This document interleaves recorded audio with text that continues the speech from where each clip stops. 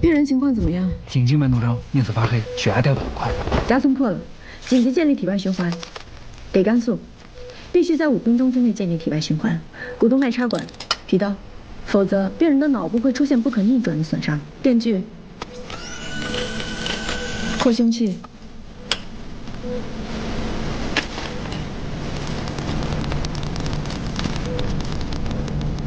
2分50秒。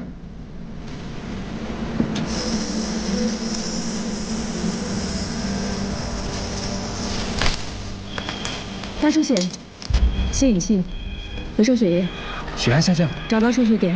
3分40秒。开体外循环，血压降至临界点。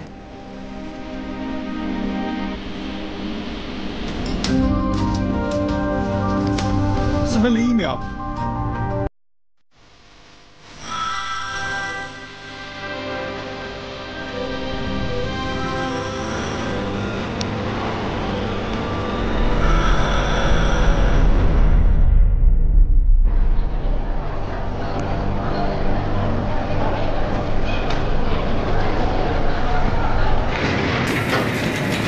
昨天晚上啊就不该吃那个芒果。 夜班居然站了1晚上，这脚都肿成馒头了。关芒果什么事儿啊？芒果摘一个芒字，他呀得罪了夜班食神。那按你这么说，值夜班就只能吃咸鱼了？副市长，咸鱼太贵，只要别约上大出血和停心跳的，就是每天吃咸菜为之罪。就你迷信。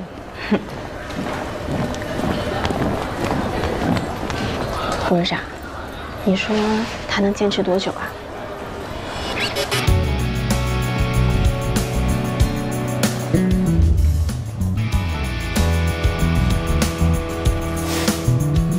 在由男医生统治的安和济生医院心脏外科，唐佳瑜是有史以来第1位女主任。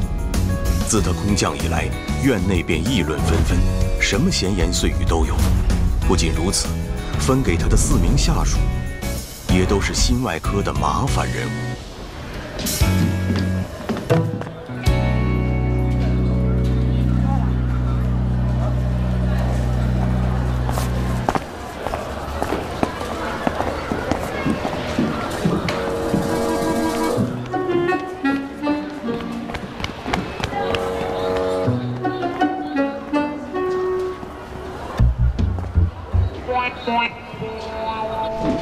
欣然，来吃早饭了。你看，妈给你买了你最爱吃的荠菜馅馄饨，趁热吃啊。哟，烫着没有？没事没事。妈总是笨手笨脚。欣然，哎，廖主任，今天感觉怎么样？胸口还疼不疼？不疼了。什么时候做手术啊？这么住着浪费钱。这孩子。廖主任，我们确实等得挺着急的。这宋主任到底什么时候能给欣然做手术？我们可是冲着他的名气来的。宋主任最近确实很忙，不过欣然也没在急性发作期。你放心，如果能安排手术啊，我们会尽快安排的。好。我不知道他们有没有跟你说，手术要分2次，费用不低。我已经把房子卖了。 只要能救我闺女，钱不是问题。欣然啊，你好好休息啊。哎，对了，廖主任，这又开了2张检查的单子，您给看看，是今天要做吗？检查不是我开的呀，你们开的？我开的。主动脉夹层病情随时会出现变化，需要最新的检查结果才能做出最准确的判断。您是？这是我们医院新来的。 唐佳瑜，唐主任管我们整个心脏中心。唐主任，我姓唐，今后是骆欣然的医生。哎，廖主任，跟我手下的人交接一下吧。什么意思啊？不好意思，借过一下。感觉怎么样？刚问过了。老秦，什么情况？这你还没看出来啊？上面旨意重新分配病人了。 等会儿，这什么情况啊？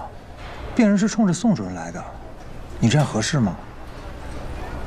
廖主任，这是病房，有什么事儿我们回办公室说。来，欣然，我们走。2只手同时握我的手，用力握。欣然，用力。左手的力道比右手弱。这种情况有多久了？昨天洗澡扭到了，没事儿。把2只手同时举起来，我看一下。欣然，配合。举起来。廖小波是我的得力干将，骂他就等于打我的脸，这是杀鸡儆猴。用个外人做中心主任，这实在行不通。周峰，我可好心提醒你啊，已经激起民愤了，现在换人还来得及。换谁啊？换你吗？又不是没试过。你做代理主任3个月，连着3起手术后并发症。宋宝德，那3封投诉信还在我桌上呢，你要看吗？心脏手术并发症本来就不能完全避免，是概率问题。我在安和辛辛苦苦像老黄牛一样干了20年，他从国外回来，一天活没干就取我而代之，你说我这面子往哪儿搁呀？啊？你呀，想太多了。唐佳瑜是科美德医疗中心炙手可热的外科明星，我们安和心外需要这样的手术强人来压阵。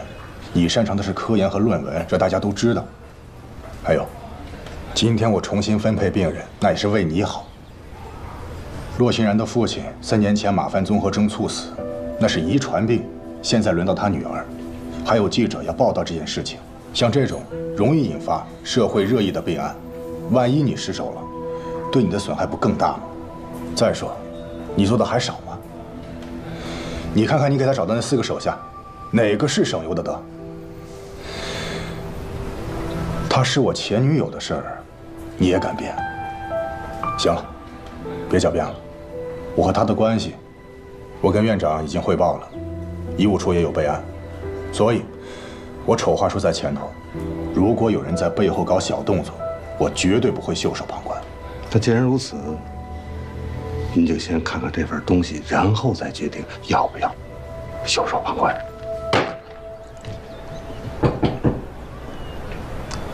谁啊？等一下。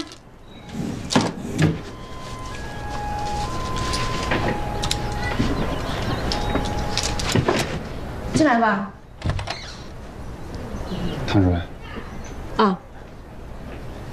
骆欣然的检查结果电脑上现在已经可以看了。嗯。这个办公室以前是宋主任的吧？你怎么知道？他的风格。哦，刚才我大概看了一下，跟刚收院的时候变化不大。这手术是不是不用急着安排？正好相反，帮我约下明天一早的手术室。David 的手术加全主动脉置换。全主动脉啊？有问题吗？没问题。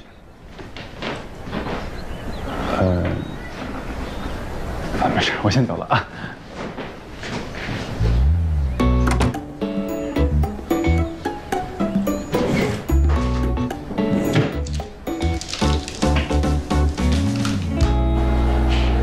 宋主任，我跟你汇报一下，骆欣然明天手术，戴维加全主动脉置换。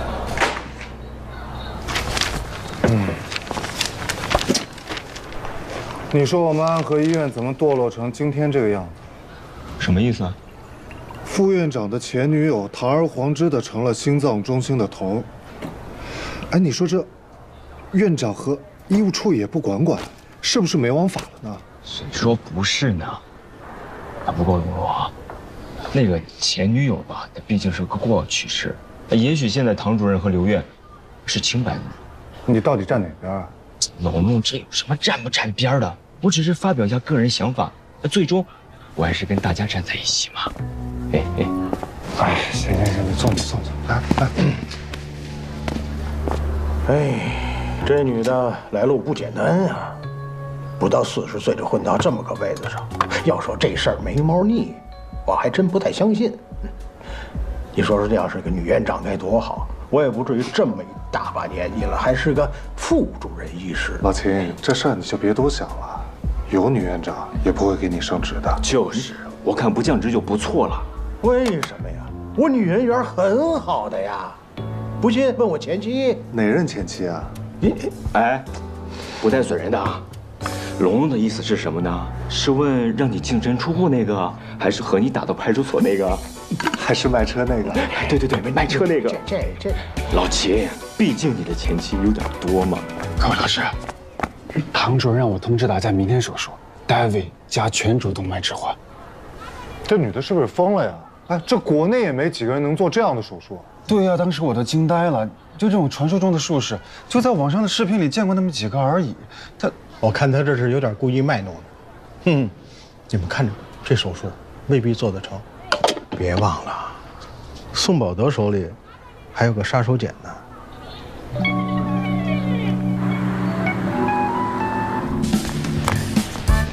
叶主任，神外崔主任给我们手术室打电话，说下午3点有一个病人要做巴比妥诱导昏迷，问你有没有时间去一趟。好，跟他说我会准时到。好嘞。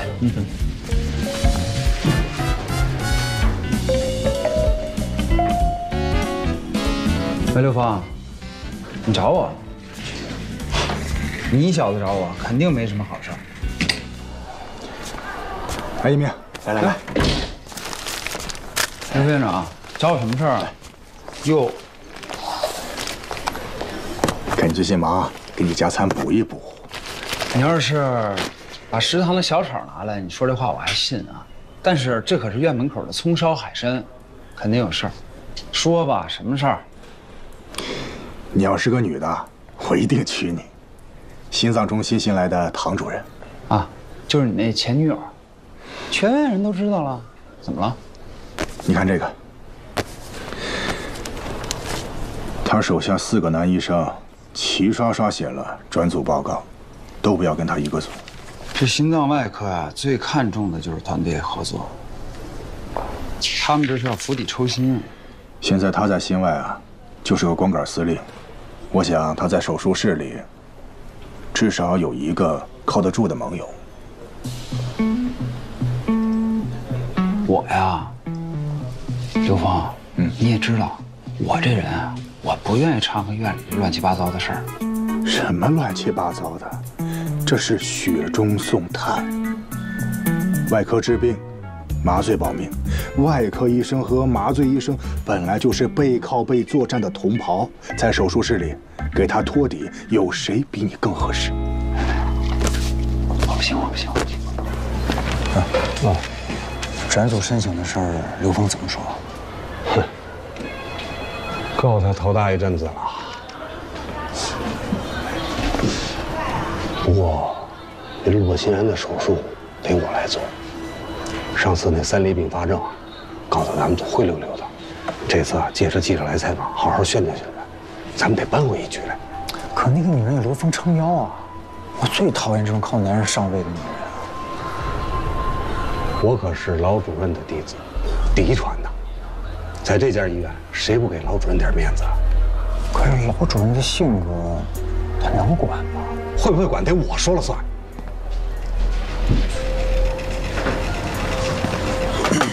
我在国外进修的时候，大概是10年前。当时在科梅德医疗中心见他第一面，那时候他还是个住院总，但医院里已经有很多人认识他了。第一次见到这么光芒四射的一个女孩子，在手术台上，她一下就把我给征服了。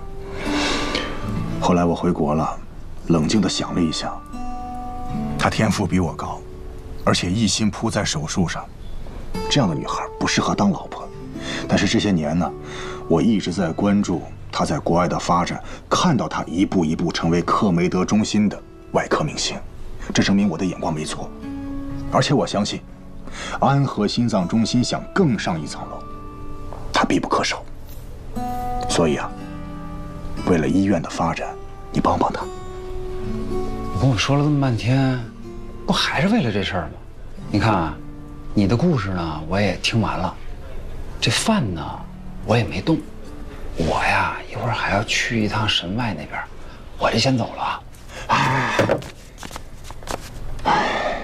3年前你爸的事儿，你可是欠着我一个大人情吧？你可想好了？你确定要打这张牌？哎，我不是没有别的牌可打了吗？我也没什么办法呀，我只是一个普普通通的麻醉医生，我无能为力啊。假谦虚，在安和有人不喜欢我刘峰，但绝对没有人不喜欢你叶一鸣。这样，你先别着急拒绝，先再想一想，行不行？只是想想，不是答应啊。哎呀，你最好了。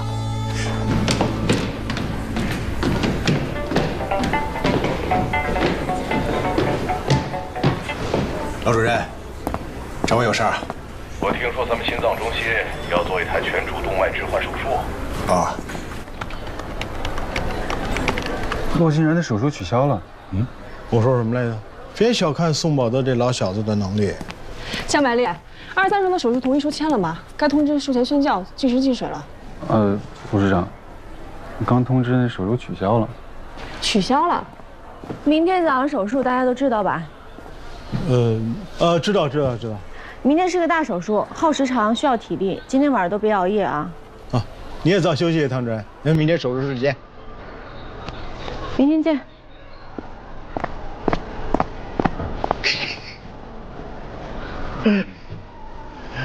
哎呀，真不用告诉他。干嘛告诉他呀？他这么大来头，肯定有人通知他。唐主任，副市长，你有时间吗？我想跟你说个事儿。什么事儿？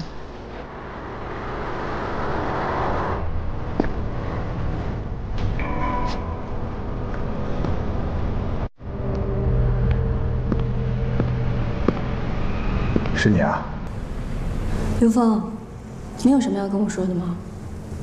关于取消手术，还有转组申请，你都知道了。要不是吴敏敏告诉我，我还像傻子一样被你蒙在鼓里。你当初打电话劝我来安和医院的时候怎么说的？说不会有人质疑我的资历。为什么现在所发生的一切都跟你当初承诺的截然相反？我也没想到会这么严重，连老主任都出马了。要不，这手术你先别做了，把病人先还到宋宝德那组，息事宁人，来日方长。刘峰，我知道，你为了你的师徒，你当然要息事宁人。可关乎病人的安全，更是医生的本职所在。我不允许别人来破坏。这一次，我绝不让步。那能怎么办？我该想的办法都想了。你不要忘了，我是放弃了科梅德的职务回来的，这一仗我不能输。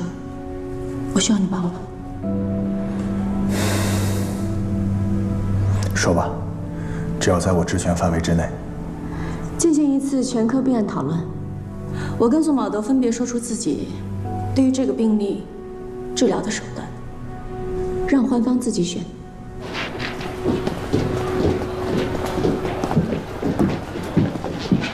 唐主任，早啊！早啊，宋主任。查房啊！听说你要求病例讨论，让病人2选1。大家都是同事，没必要搞得这么急事白脸的吧？以后急事白脸的事还多着呢，好好准备啊！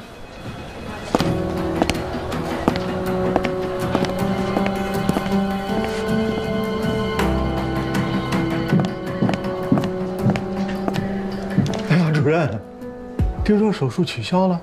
哎，你看看，提前也不跟咱们说一声，这孩子一宿都没休息好啊。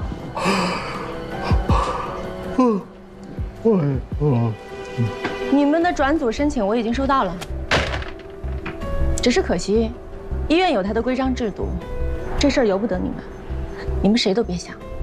我今天把话在这说明白了，只要我还在安和的一天，谁都别想离开这个医疗组。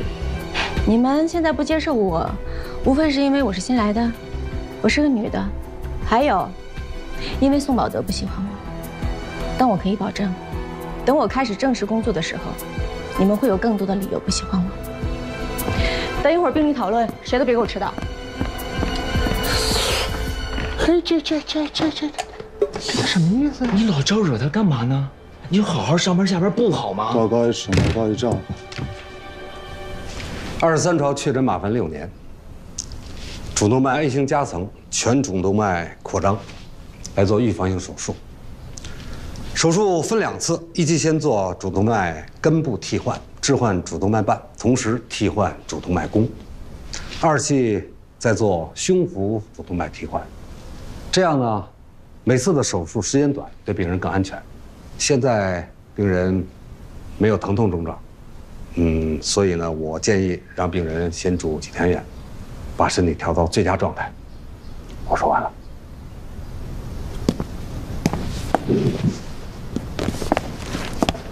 我选择的是 David 加全主置换。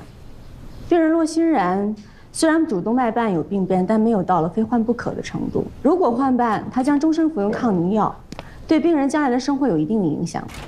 David 指的是医生手动修复病人自身的主动脉瓣，把它修复回原本完好的形态。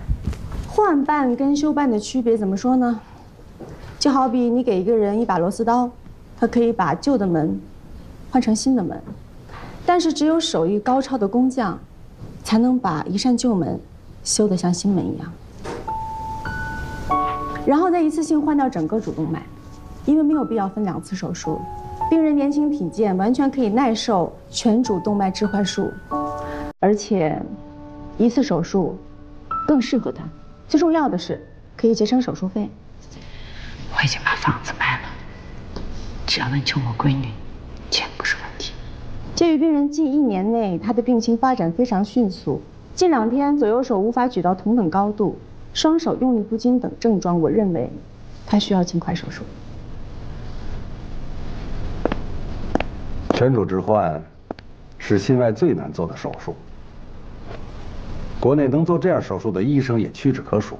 唐医生，为病人考虑，多调养几天没什么不好。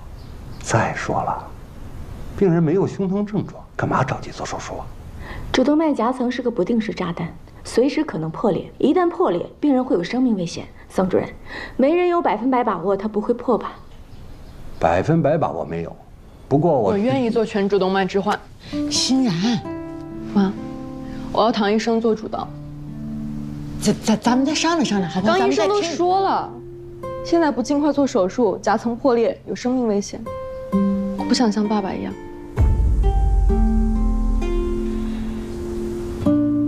那就这么定了。刘院长，我建议。 将这台做公开手术，让大家好好跟唐主任学习学习。有问题吗？可以啊，可以做公开手术，没问题。护士长，在病人做术前准备吧。好。欣然，是。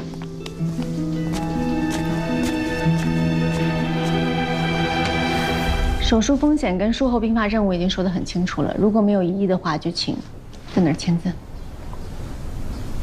唐主任，我现在就我女儿一个亲人了，所以进了手术室，您手里可不是1条命，是2条命。我不知道能不能请求您保证。 欣然他会没事儿。任何医生都做不了这样的保证，只要是手术就会有风险，更何况是心脏手术。我只能说，我尽力。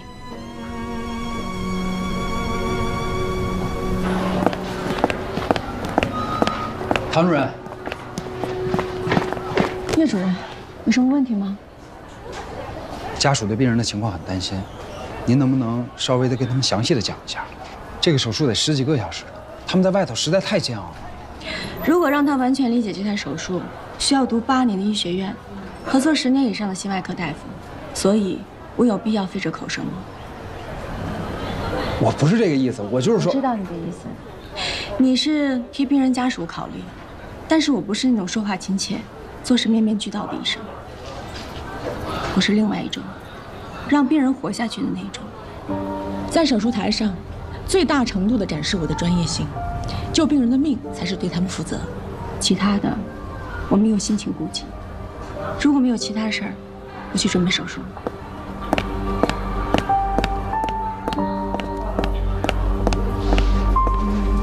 护士长，叶主任让我过来叫一下病人，但是23床的不在病房。不在病房？对。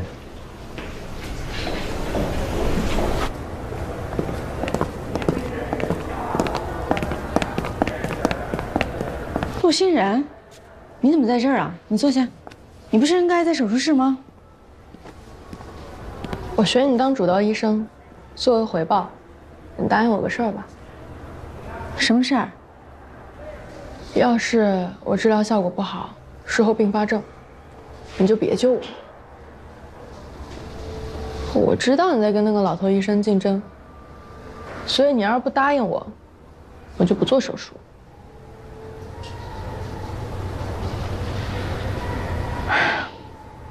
什么老头医生？宋医生。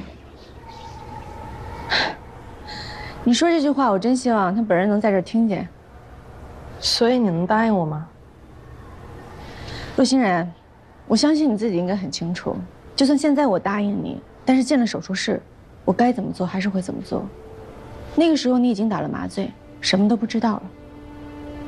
我爸就是马牌氏综合症死的，主动脉夹层破裂，大出血，上一分钟还在说话呢，下一分钟人就没了。这病我知道，有的瘫痪、截肢、植物人，比死惨多了。可是你知道吗？我妈为了救我，把房子都卖了。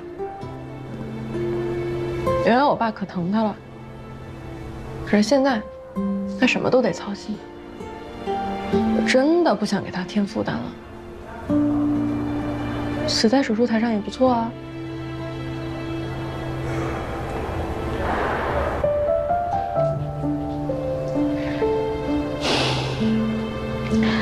陆欣然，你现在才只有16岁。16岁？别人家孩子16岁，别人家孩子漂亮，而我这么高一个儿，只能打排球。可是现在跑步都跑不了了，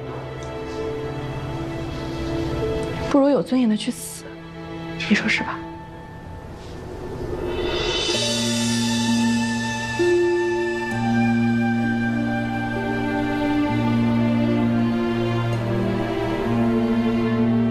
你别把我说的话不当回事儿啊！我很认真的，拜托你了。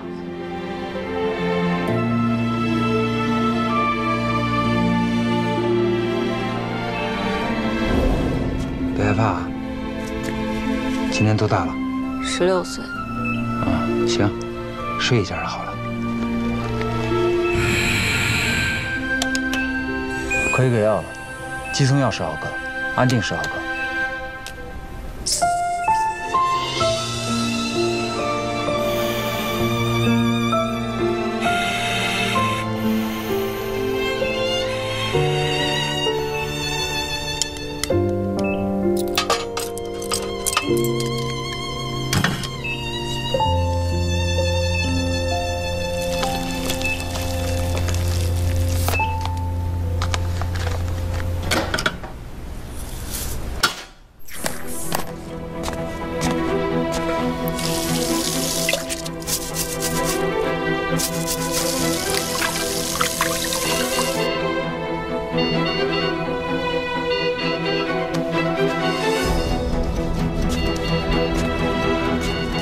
病人情况怎么样？颈静脉弩张，面色发黑，血压掉得很快，夹层破了，紧急建立体外循环，巡回计时，给肝素，股动脉插管，提刀，必须在5分钟之内建立体外循环，否则病人的脑部会出现不可逆转的损伤。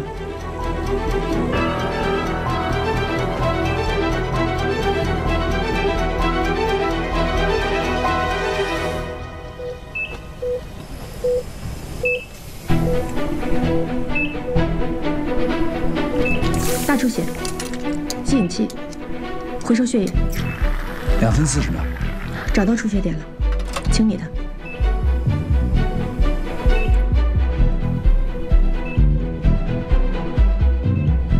3分50秒。开体外循环。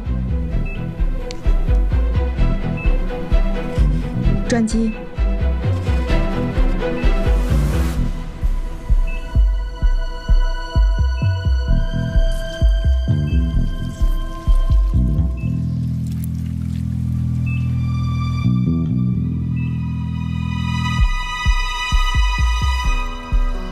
体外循环建立完毕。4分10秒。4分多钟。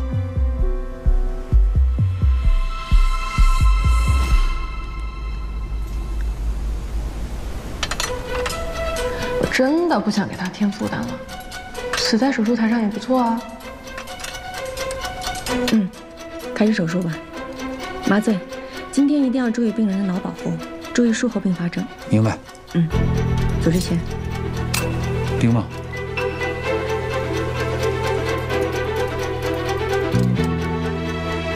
给我264分之血管。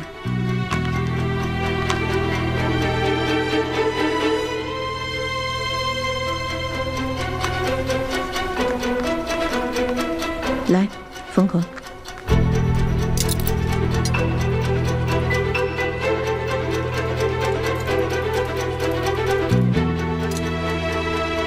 麻醉，看一下超声。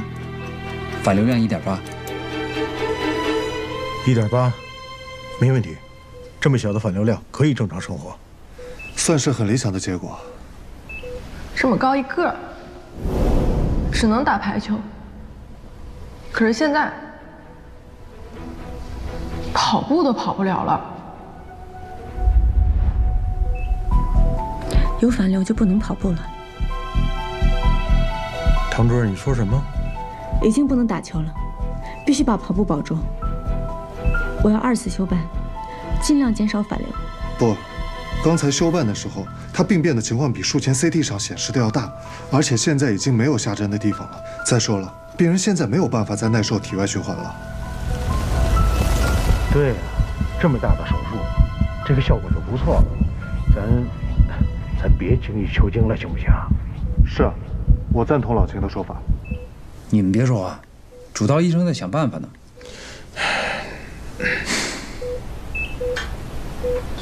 心脏不停跳，我试着从主动脉外面修复它的形态。怎么修啊？主动脉内腔是圆的，同样周长，圆的面积最大。只要从外面补针，把内腔从圆改成非圆，减少内腔面积，主动脉瓣就有合拢的可能。双头针，4个0的线。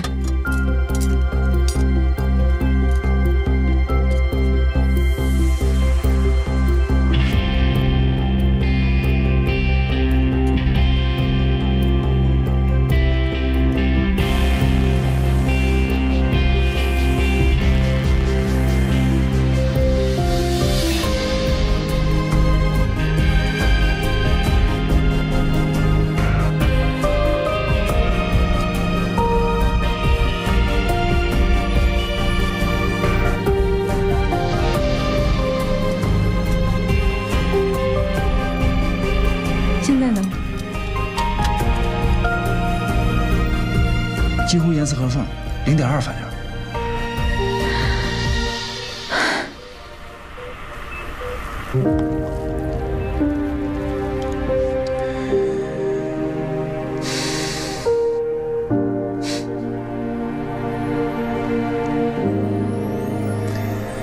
外科有个说法，顶尖的外科医生手指上长着大脑，在下刀缝针之前呢，脑子里面已经勾勒出器官修复之后的样子，能够最精确地找到位置。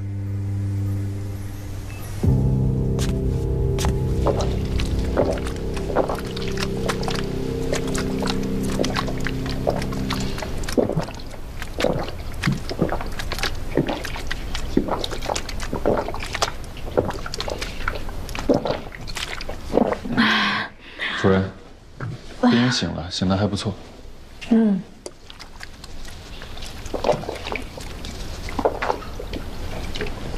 都说外科医生手术最怕饿，其实怕的是脱水，太难受了。谢谢主任。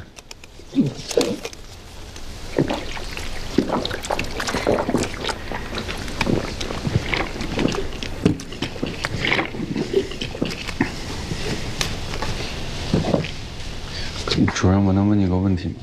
问吧。洛欣然他只是双上肢的症状，您怎么知道是急性期的？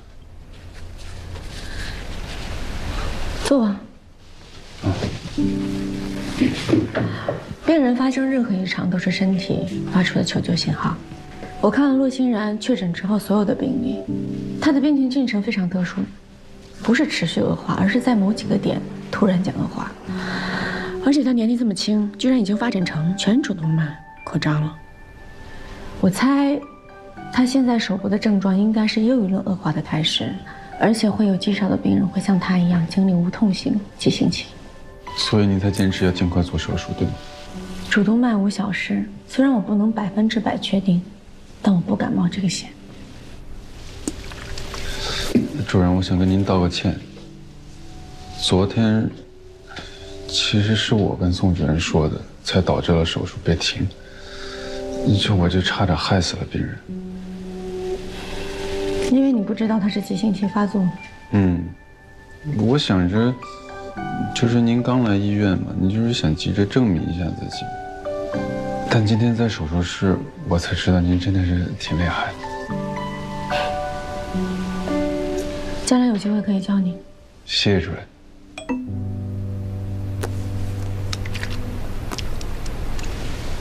主任，每次我们大手术结束以后，都会去对面的赛因斯，他那可以凭 SCI 影响因子打折呢。要不你今天跟我们一块儿去吧？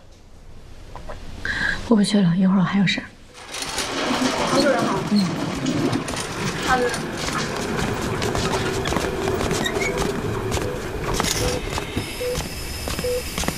我跟病人单独待一会儿。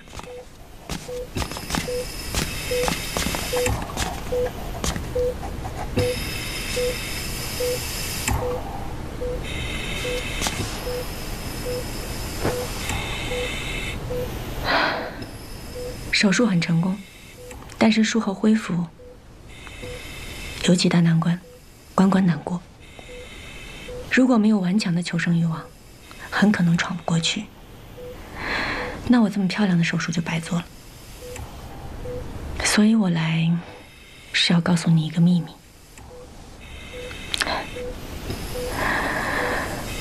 我8岁那年，我爸爸死于心脏病。他死的时候，身边只有我一个人，所以那个时候我就知道，没有一个人可以走得很体面。后来我做了医生，救了一个又一个人，也有很多人死在了我的手术台上，但是没有一个人是毫无价值的废物。无论是美丑的、聪明的还是笨的，有钱的还是穷的，每一个在这个世界上存在的人都有他存在的意义。你就是你妈妈独一无二的女儿，你的生命甚至比她自己的生命还要重要。所以洛欣然，我要告诉你，每个人的生命只有一次，所以不管你遇到任何的困难，都不应该轻易放弃，明白吗？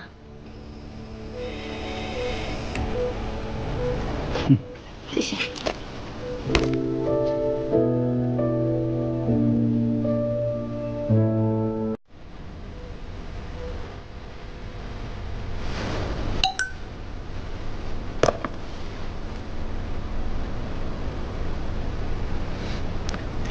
Yes， 这个高度正好，用吧。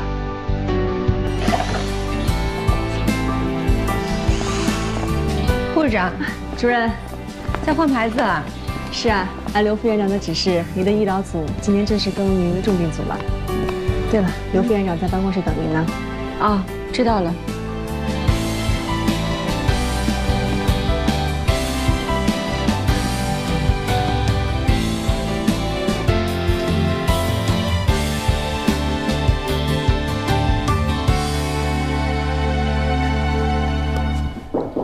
进。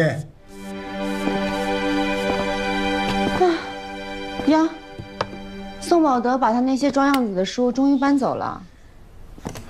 希望他从此偃旗息鼓吧。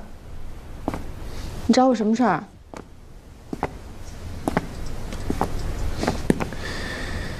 有项技术，在国外已经发展很多年，但在国内临床试验上是空白。我找你回来，就是想让你主导研发，用于临床，有完全知识产权、完全国产化的全磁悬浮人工心脏，怎么样？啊？马凡综合征是一种先天遗传性疾病，得了这个病的人个头非常高大，手脚也比常人的长。曾有考古学家在古埃及壁画上发现一位埃及法老的手指异常的长，就推测出他可能患有马凡综合征。马凡综合征最致命的病变是在心血管系统，以主动脉瘤和主动脉夹层最为常见。比如美国的排球名将海曼，就是因为马凡综合征导致主动脉夹层破裂而猝死在赛场上的。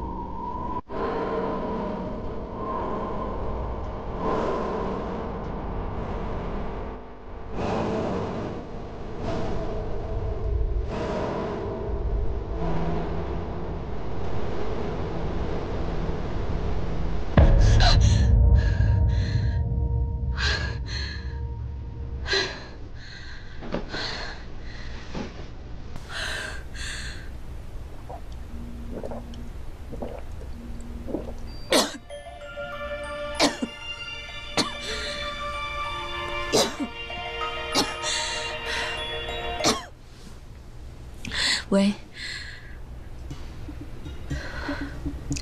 必须马上注入血，我很快就到。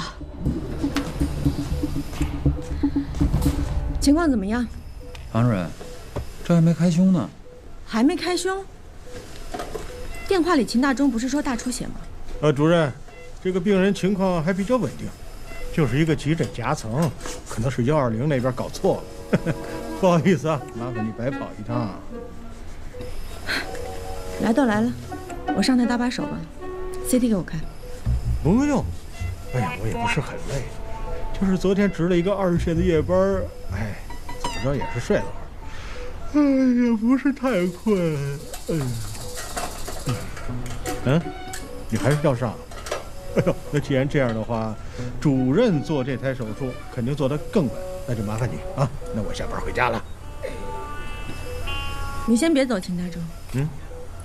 这2天江百烈一直值一线，都长黑眼圈了。今天让他回家休息，你顶他。让我当2助？主任，我没事的。你不是不困吗？我是不太困，就是我这手都脏了，这还得重新洗手，太麻烦了哈。那你还愣着干什么？刷手去。病人情况？哦，对了，秦大中，又怎么了？今后再有这种情况，没有搞清楚病情，不要给我打电话，不然我永远让你做2助。急诊夹层，现在一切状况正常。叶主任，可以开始吗？可以了。手术刀，电刀，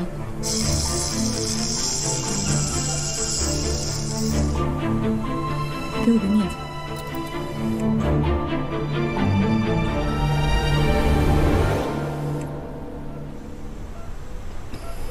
可以了。主任，急诊夹层，病人情况不好，需要立马手术。这个还没做完呢，又来了一个。不是1个，是3个。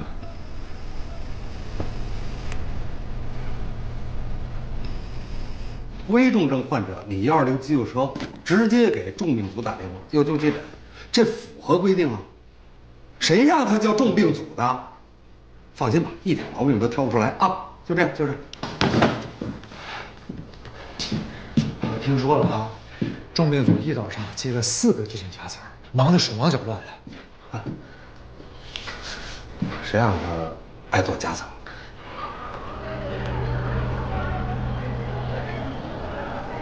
哎呀，叔，您不饿呀？快1点了。哎呦，我的天哪！这开票还不到1个小时呢，这好票都让人给抢走了。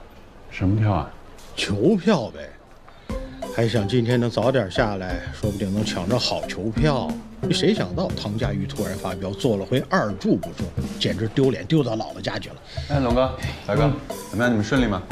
还挺顺利的。白丽啊，我下班得送我女儿去学琴，再有急诊手术。我明白。哎，你们不觉得今天有点太寸了？龙龙，什么意思啊？你看啊，每个病人送来前，120都会打电话要求重病组接收。首诊制度加上心脏夹层又是危重症，重病组必须收，而且是来多少收多少。这像宋保德干的。不可能吧？宋主任是不会干这样的事儿的。宋主任是我师哥，对我特别好，人也特别好，这肯定就是巧合而已啊。年轻人，真想送你3个字啊！我来。太年轻。吃饭吧你。不可能是宋主任吧？来，坐等。来，快吃。哎，不饿。喂，刘峰，我在手术室没接到电话。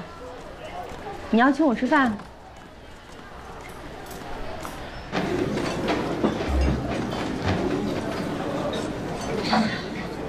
吴峰，这是你说的工作餐。嗨，看你那么累，给你补补。应该是找我有事儿，说吧。你这个人，跟那谁可真像。哎呀，就是上次跟你说人工心脏的事儿，考虑的怎么样？我考虑什么呀？我不是已经拒绝你了吗？你再想想，你在克梅德也做过很多起人工心脏的手术，你很清楚这东西意味着什么，尤其是对心衰晚期那些没有移植供体的病人，人工心脏就是他们最后一道救命符。在国外，临床已经普及了，可国产的迟迟搞不出来，病人用不上，你不着急吗？我当然知道人工心脏是多么的重要，但是这个事儿太大了，我真的弄不了，别再找我了。我知道，你说过你回国是因为国内可以遇到疑难杂症机会比国外多，你只想做手术，没有搞过。哎，行了，我自己说的话我记得，你不用重复了，答案你已经知道了。那我还能吃吗？哎，你把我当什么人？你吃你的，敞开吃。那你这红纹样，我真的不敢轻易。小心别烫着。哎呀，你这吃肉的习惯，这么多年也没变。60至今了，我早上5点钟手术，到现在1口钟都没吃。那这些年，还有什么是没变的？都变了。你看我眼角的皱纹。哎，我跟你说，咱们医院的微整形手术在市里可是数一数。住嘴吧！干嘛呢？推销生意呢？完成你自己的 KPI。我就是好奇，你明明那么想回国，为什么3个月前拒绝，现在又迫不及待回来？3个月前我有不回来的理由。什么理由？你好八卦呀！这是我的隐私，我可以不跟你分享吗？那你恋爱了吗？结婚没有？是不是一个人？你能别问了吗？我吃你点东西，你看，你去干嘛呢？问的我都没胃口了，那我不吃。不会你真的还是一个人吧？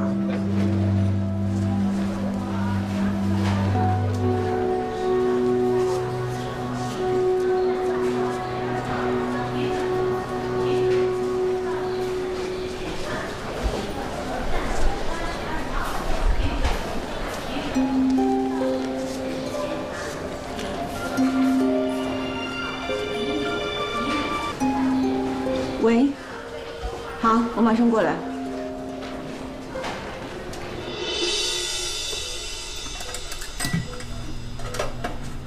情况怎么样？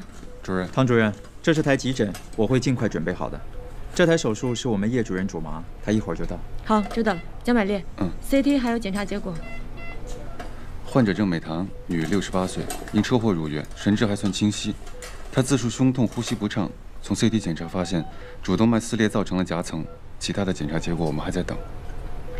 她的位置比较靠上，主动脉瓣应该可以保住，具体情况还得开胸再定。郑美棠是吗？我是唐医生，你的手术我给你做，不用紧张啊。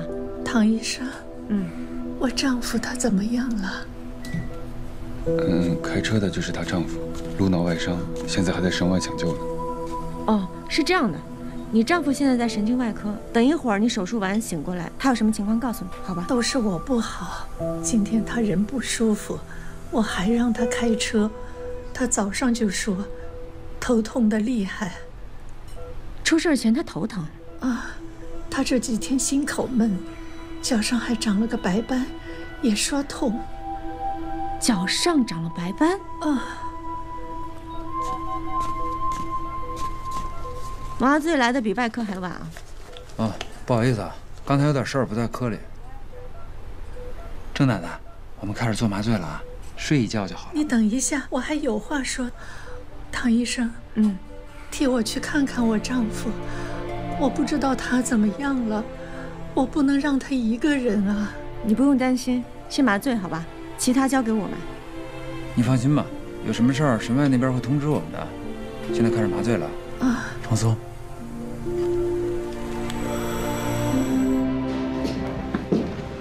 哎，你跟唐佳瑜说是宋宝德捣的鬼，他居然没炸。啊，没炸，一点都没炸。哼，还跟我说让我认真手术。啊，你说奇了怪了，当初抢洛心妍的手术，他火气那么大，嘿，这回被整了，他反而怂了啊！你说这女的也够厉害的，我小腿肚子都麻了，她一天做几个夹层？兄弟们，今天又是特别充实的一天，救了5个人。没事的话，我先撤了啊！哎，你不能走！5个术后病人 ，ICU 那儿等着你盯着呢。术后病人我都看过了，很平稳。再说了，今天晚上又不是我值班，我还得陪我女儿去学琴。哎，别，万一病人有什么事儿，还得拉我回来。哦，不，这病人的生命高于一切。我觉得你刚才说的特别对。病人的生命高于一切。但是您知道吗？还有一件事儿，也高于一切。就是陪我女儿去学琴。哎，走喽！嘿！哎呦，你说这个周达啊，就知道老婆孩子热炕头，胸无大志。当时你们都争着上手术的时候，只有他说愿意放弃，说愿意留在病房啊照看病人。你说是这，所以嘛，他的家庭还在。哎，小龙，你这。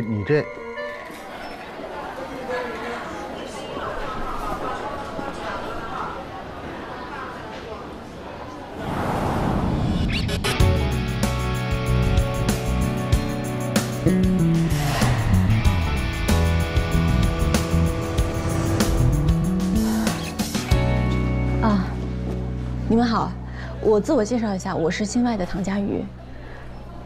我知道你是谁，说吧，什么事儿？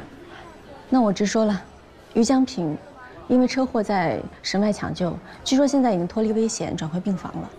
我们心外有个病人叫郑美棠，是于江平的妻子。据她的描述，我怀疑于江平很可能患有心脏疾病，所以能不能让我给她做一个检查？可以啊，把会诊单给我看一下。没有请会诊，是因为病人跟我这样说，所以没有会诊单，你怎么能看我们的病人呢？我们神外自己的病人，我们自己搞得定，请回吧。那能不能？唐主任，我们听说了，你有抢病人的爱好，但这是神外，我们崔主任说不行，就是不行。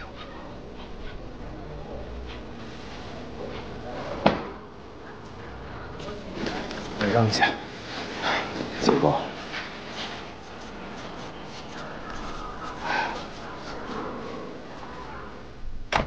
唐佳瑜，你到底怎么回事？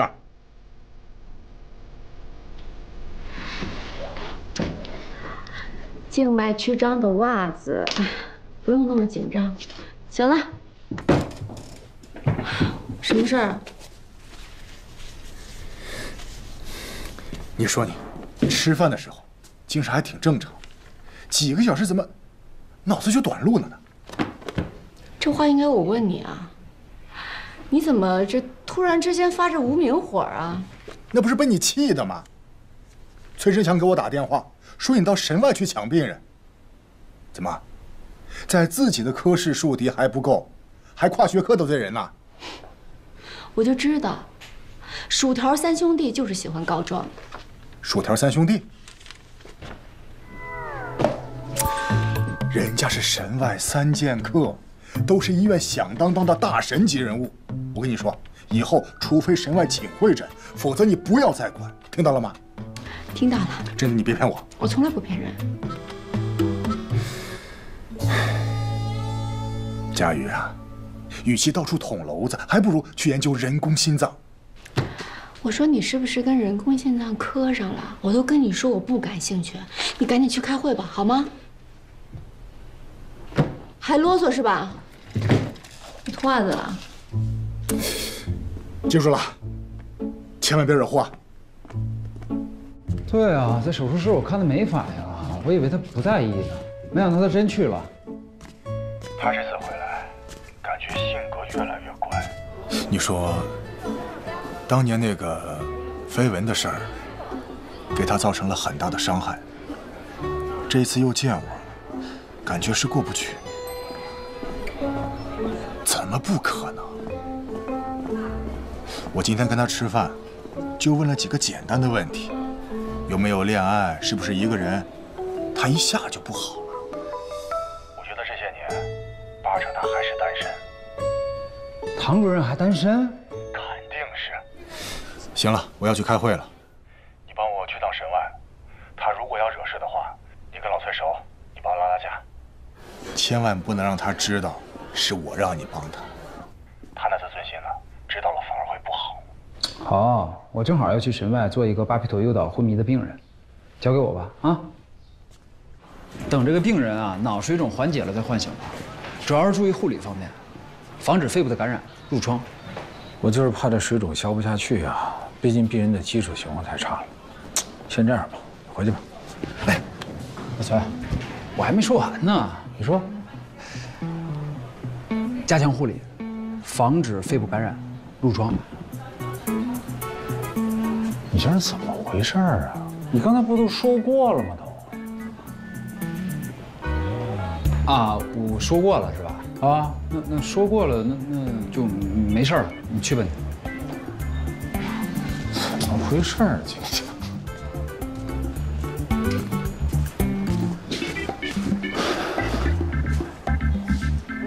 跟着我干什么啊？我没跟着你，我是来看病人的。你别跟着我啊！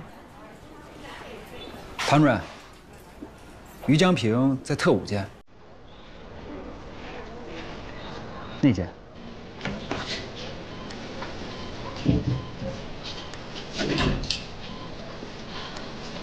方主任啊，我给病人检查一下。老崔，我说你怎么还没走？啊，我这不是还没说完呢吗？哦，你说，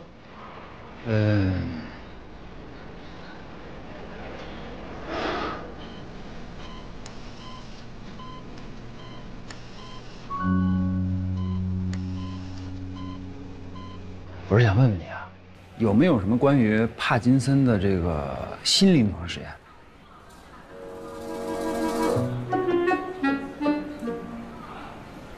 我知道，你原来是为这个事儿啊？你怎么不早说呀？你爸现在情况怎么样了？去年不是在外院做了脑深部刺激术以后，他就是……别学我爸，这震颤改善了不少，但是走路的姿势还是那样，得吃药控制。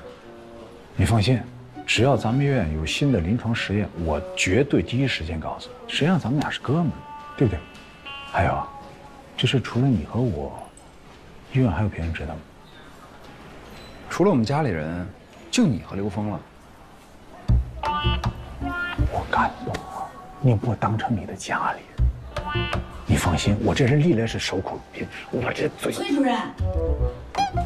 啊，来了。唐主任，你怎么又跑到我们神外病房来了？我是跟你说，我们神外病房的病人跟你有什么关系？你这是明知故犯，你知道吗？不行，我今儿必须得给刘副院长打个电话。哎，他又跑到咱们上面。别着急，人刘副院长现在开会呢。病人是先出现脑梗，才发生车祸的。唐主任，你是不是把顺序给搞错了？病人是先车祸后脑梗，车祸造成骨折，脂肪颗粒进入血液循环，通过胃壁的卵圆孔进入体循环，造成脑梗，再加上颅脑外伤，我可是辛辛苦苦做了5个多小时的手术，才把这个病人的生命给抢救过来。你有我清楚啊。是你把顺序搞错了。他的太太郑美棠是我的病人，据他描述，于江平在车祸前几天就出现全身难受，而且头疼非常严重。在车祸当天，他也头疼很厉害，本来不想让他开车的，所以我断定他应该是出现了脑梗，才发生了车祸。不管谁先谁后，这个事儿跟你们心外有什么关系？我刚才给病人做了心脏检查，发现他心脏上长了一颗肿瘤，大概率应该是粘液瘤。大家也都知道，粘液瘤通常都是良性的，可是粘液瘤的质地非常的易碎。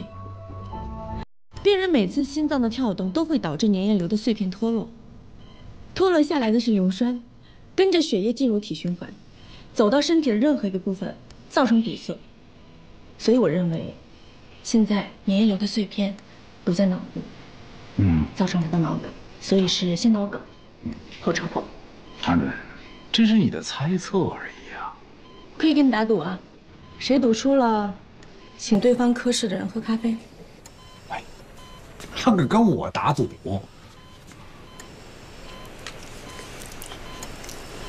在这儿。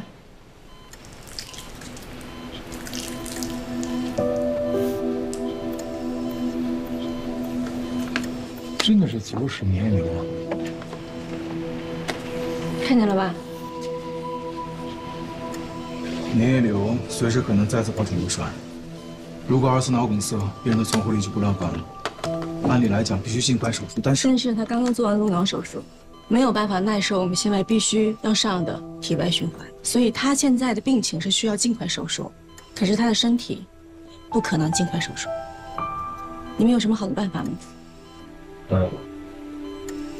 唐主任，我们各自想办法啊，我们随时沟通，尽可能保病人，好不好？好，有什么情况随时联系我。你赌输了，明天请我们科室的人喝咖啡，我喝摩卡，双份奶油。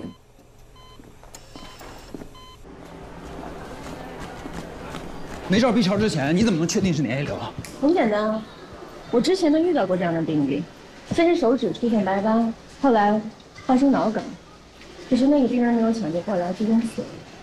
所以今天郑美棠一说，我就怀疑了。如果最终能够确诊，是因为我听到了肿瘤扑了音。肿瘤扑落音，原来是这样。粘液瘤在心脏跳动的时候会撞击心脏壁，发出声音。这你可没告诉老崔，要是告诉老崔，你就骗不着咖啡了，够狡猾的呀。叶主任，我知道今天的急诊夹层都是宋宝德安排的，他派你来神外跟踪我的企图，我没有兴趣知道。但是我想告诉你，你们这么做真的很幼稚。我和宋主任，你误会了。手术室是高危操作，如果对麻醉医生不信任的话，我没有办法安心做好每一台手术。所以今天我会通知你们部门的主任，从今以后，我的手术室你不用来了。可是我主攻的就是心外和神外，尤其是心外。你真的误会了，我和宋主任真的什么事儿都没有。我今天误会和误会不重要，还是小心点比较好。你还是上其他医生的手术吧。还有，请你帮我转达宋宝德，他想怎么做随他的便，但是不能做任何事情危害到我的病人，这是我的底线。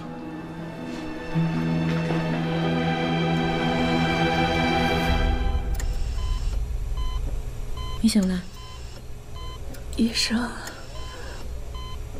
我丈夫他……郑美棠，先别激动，听我说。你丈夫于香平的情况是，他现在心脏里面长了一颗肿瘤，这就是他脚趾出现白斑的原因。所以，因为脑梗导致了车祸。正常心脏上的肿瘤只要切除就好了，因为都是良性的。可是你丈夫现在的情况没有办法尽快手术，所以呢，要个心理准备。他2次脑梗的可能性非常大。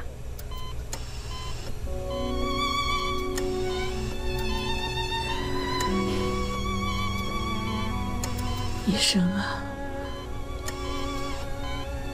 我和他谈恋爱到现在没有分开过，我跟他在一起40年了，没有代沟。你救救他，别激动，请你救救他。不要太激动。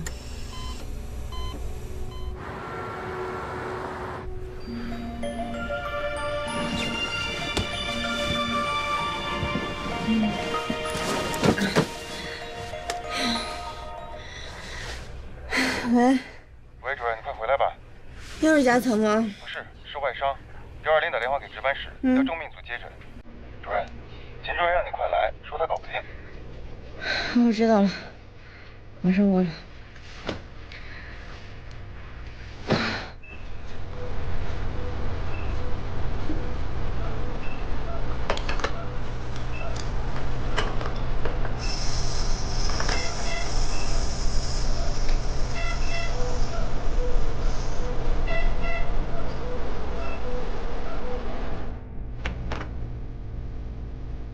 唐主任，该上手术了。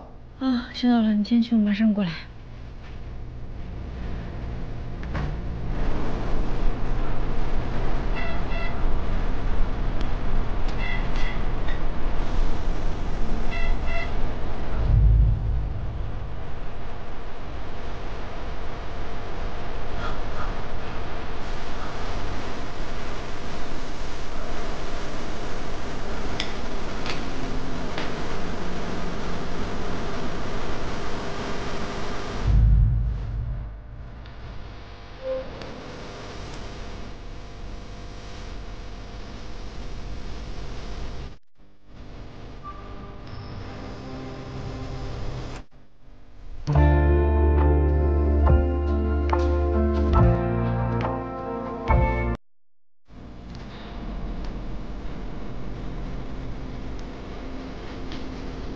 像他这样连轴转，我真怕会出事儿。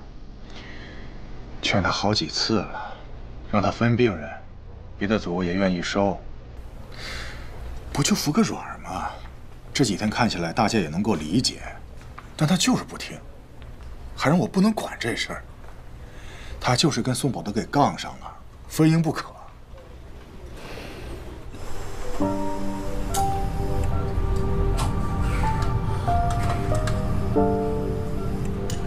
主任，没事吧？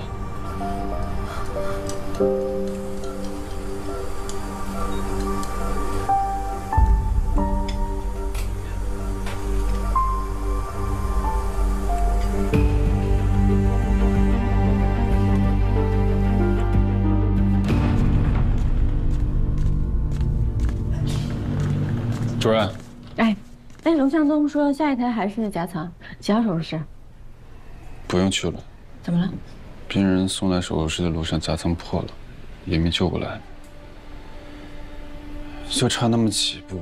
这个主动脉夹层真的是分秒必争才行。是可惜。主任，您的手怎么？哦，没事。你回去睡会儿吧，我看您累的。反正现在也没有什么新的病人送过来。那哪行啊？病房还那么多病人呢。钱老师他们在呢，要真有什么事我再给你打电话呗。那也行。有什么事你给我打电话。放心吧。白莲，哎，叶主任，你们组还有手术啊？暂时没有了。我看唐主任太累了，我让他回去睡会儿。先走了。哎。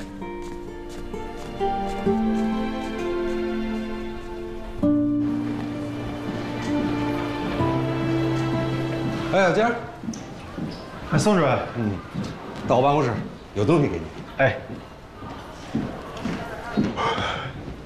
大荣说，宋主任让我给您的。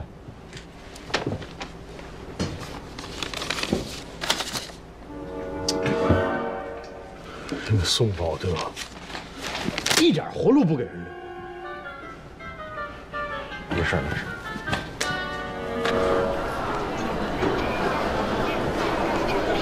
你好，第3诊室。啊。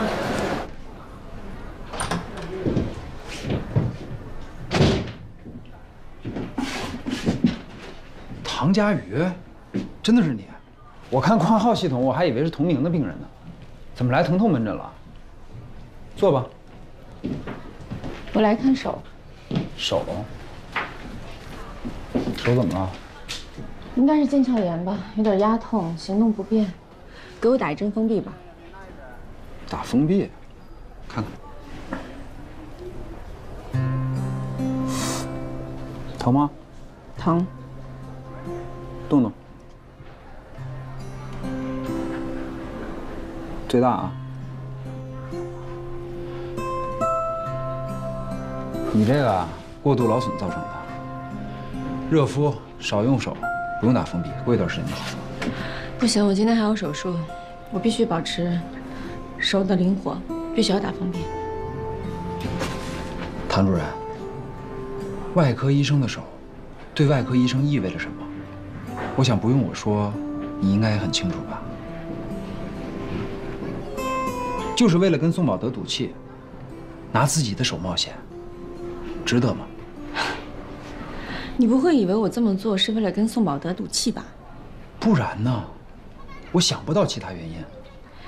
叶主任，我想问你个问题：一个男生从读医学院到作为一个心外科大夫，困难吗？困难。这心外是外科皇冠上的宝石，同类水平呢，在别的科都已经可以独当一面了。可是到了心外，还在做打杂拉钩，连缝针都轮不上，而且专业难度大，专业培训时间长，使很多人望而却步。你问我这个干嘛？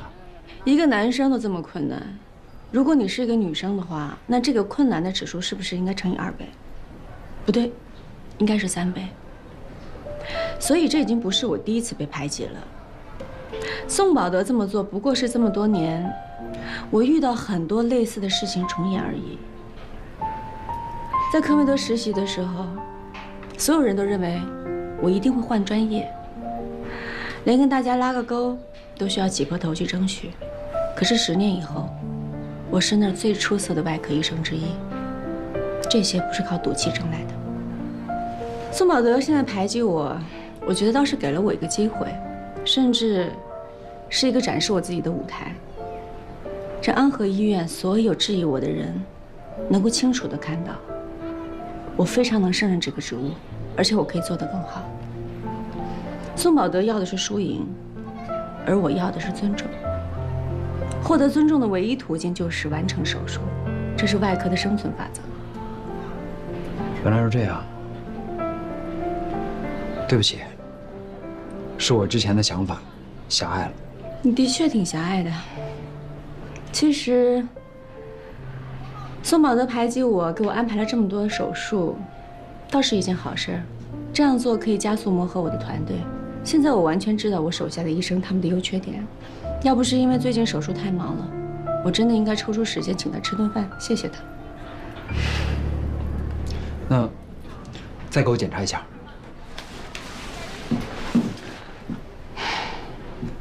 这是怎么弄的？昨天一个人喝多了，不碍事儿，就是不好看。唐主任，这外科医生我见多了，可是像你这样的，你真的什么都不怕吗？我不是不怕，我只是不希望因为我害怕，就堵住了我想去的路。这样的话，我就没有办法进步了，只能原地踏步。聂主任，可以开单子了吗？我还赶时间。我这就给你开。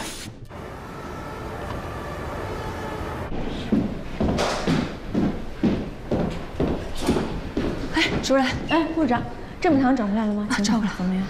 生命体征都很稳定，就是情绪不太好，很担心她丈夫的情况。您和省外的人想好手术方案了吗？还没有。哦，休息室给你留了盒饭，你快去吃一口吧。好。哎，ICU 打电话说，怕传上 ECMO， 还没签同意书，催咱们呢。那马上跟江美雷说一声。ECMO。不用体外循环，改用 ECMO， 也能够达到维持循环的目的。这样可以少用肝素，尽量避免病人术中术后脑出血。但是 ECMO 是一个封闭系统，用它的话，心脏不能停跳。那出血怎么办呀？加个快速输血装置，把血吸走，相当于一个心脏不停跳的手术。这是个好办法。可是，也不是很保险。但是多等1天就会增加病人2次脑梗的风险，只能冒险了。当中如果出现任何问题，省外随时介入。那就这么办吧，我怕再拖下去，到时候还有别的事情发生。我想今天晚上手术。虽然我知道最近大家都很累，可是，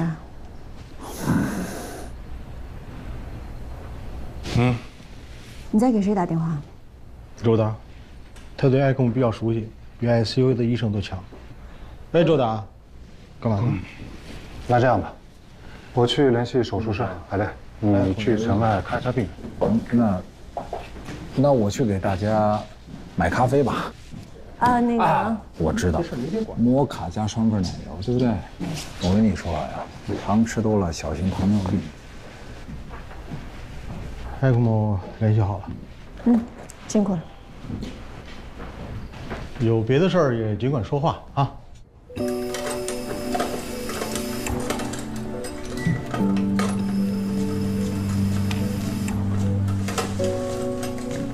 今天我值2线班，如果你非不让我做手术的话，你可以让吕潇来做，他是住院医，经验可没我丰。这台手术你要想上可以上，但是今后希望你不要再出现在我的手术室。可以了。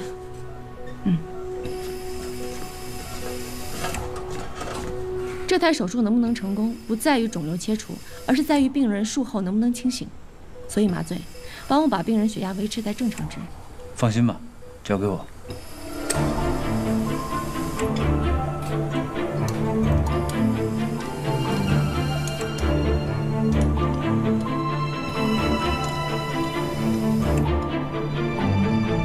切除完毕。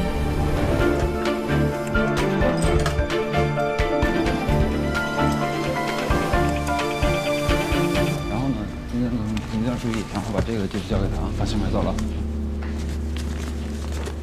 哎，百丽，主任，他给你这是什么？叶主任让我交给宋主任的。上次宋主任找他咨询病人术后疼痛管理的问题，这个病人在外地，里面都是他自己记录的用药量什么的情况。哦，是这个啊？哦，没什么，那你走吧。行，主任再见。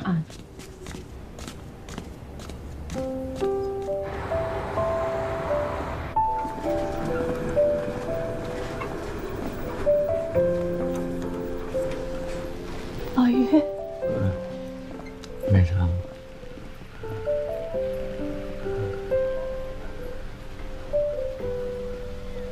医生说，我们都脱离危险了。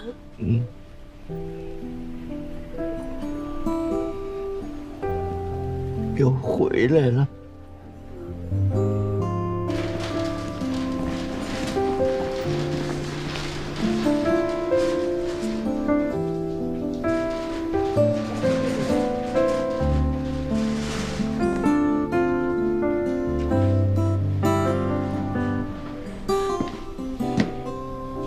看什么呢？我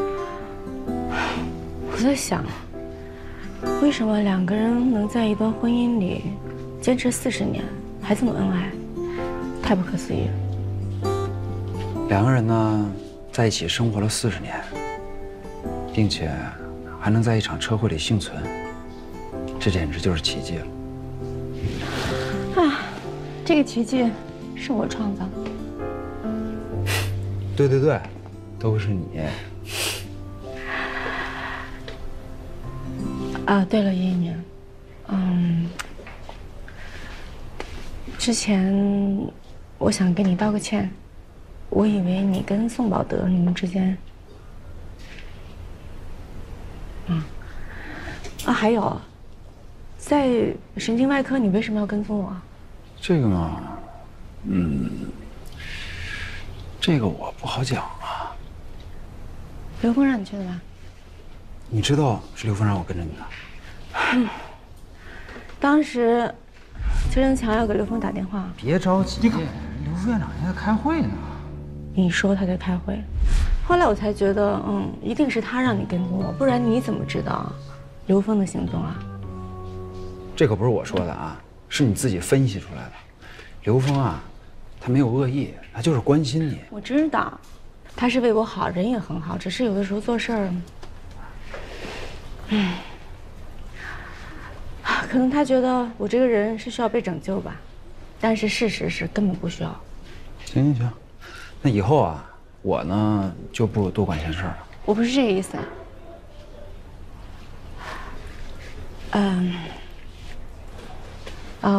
我是想说，我需要一个朋友。我现在这个时期呢，又到了一个陌生的环境，所以很需要一个朋友。你听过一句谚语吗？这个谚语说，一个外科医生，如果只能交一个朋友的话，就必须交跟他同一个手术室的麻醉医生。所以，叶一鸣，你愿意成为我在安和医院的第一个朋友吗？你这是什么谚语啊？是你自己瞎编的吧？那行，我想想啊，这是愿意还是不愿意？还用想吗？那勉强就算了。我愿意，我愿意和你做朋友。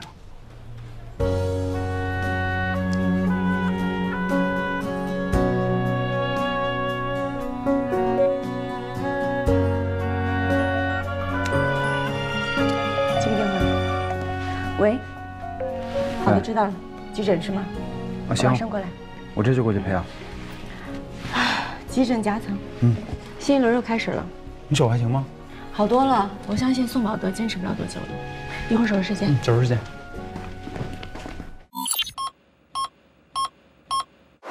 心脏粘液瘤是最常见的心脏良性肿瘤，虽说是良性的，但是长在心脏里就不能小看它了。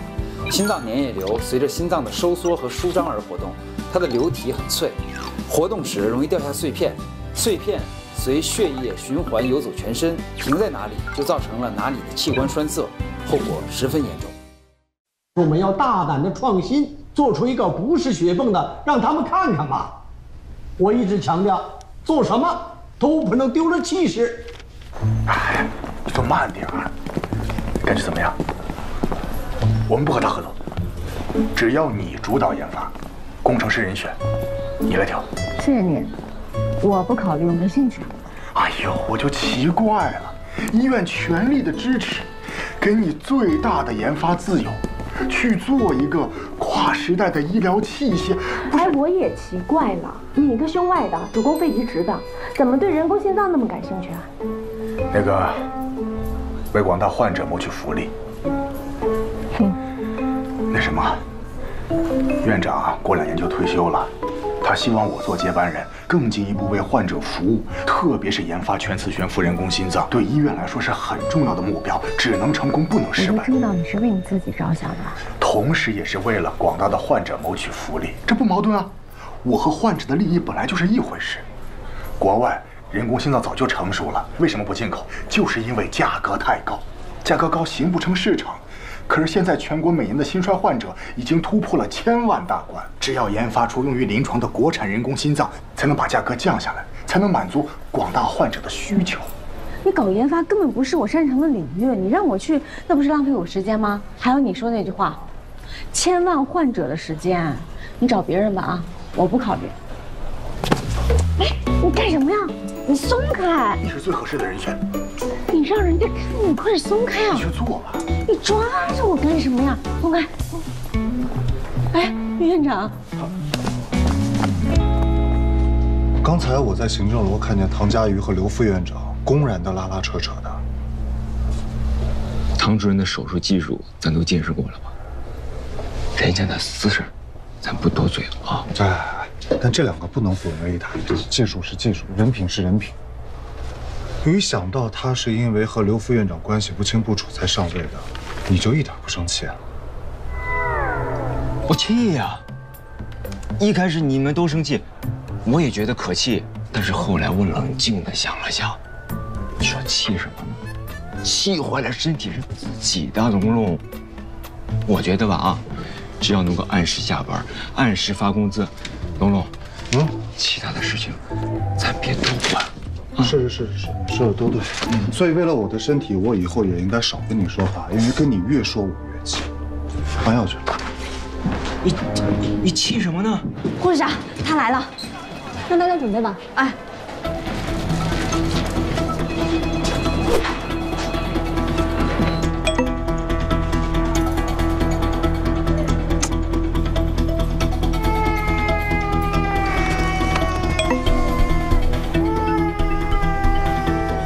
小强，今天换药不哭，就给你糖吃。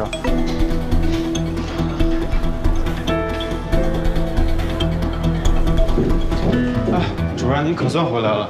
怎么了？刘副院长说给你打电话打不通。刘副院长说，医务处临时检查，让唐主任务必去跟医务处长欧阳打个招呼，希望1面带微笑，2态度可亲，3最好少说话。这个欧阳处长是谁啊？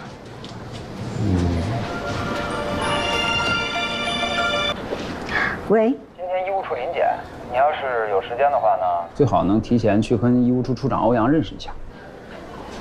是刘峰副院长让你打给我的吧？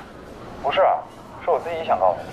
哎，对了，你去的时候啊，态度好一点，也不用太好，就跟你平时那个态度正好相反就行了。哎，不，我可不是说笑啊。哎，我这有一电话，先挂了。怎么感觉你们都挺怕这个欧阳处长的？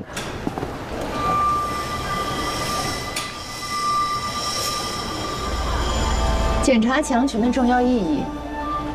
心外病人术后需要在走廊多走动，这样有利于康复。病人走路时手可能会扶墙，扶过墙的手又很有可能会接触到伤口，所以不仅是墙群，整个心外病区都应该保持干净和整洁。吴护士长还是和以前一样，让人放心。唐主任，你好，唐佳瑜。唐主任，在心外手的卫生很重要。我刚才摸了很多东西，就不跟你握手了。我只是来打个招呼。再见。你等一下。处长，这几个病例有问题。住院号036，危重病例讨论记录上级未签字。住院号079，入院大病例上级未签字。住院号021，手术同意书上级签字未精准到分钟。吴护士长，这几位病人的上级医生是谁？让他们来一下。都是重病组的病人。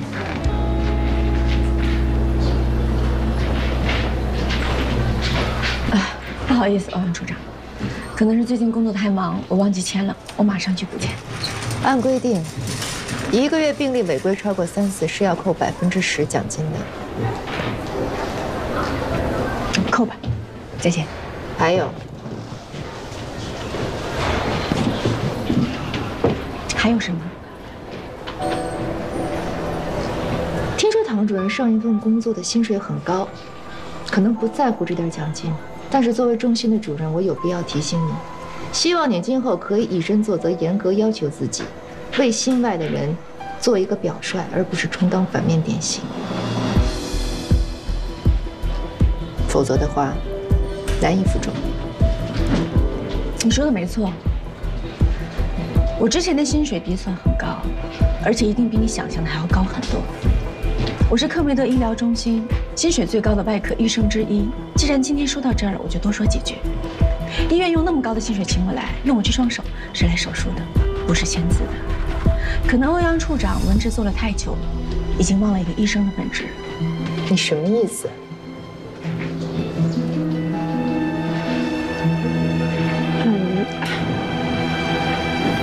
主任，仪式平台来电话，黄雪纯死亡供体了。是吗？供体在我们安和，那是不是给器官移植的其他医院打电话就行？是。唐主任，欧阳处长，我来只是跟你打个招呼。你想扣钱还是处罚都随你的便，我还有正事要做。你慢慢查卫生，希望今后我们也不要遇见的比较好。再见。不是，主任。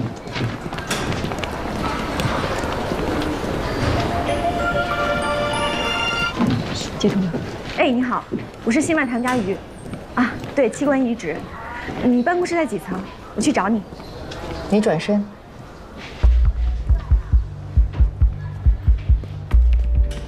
唐主任，我们又见面了。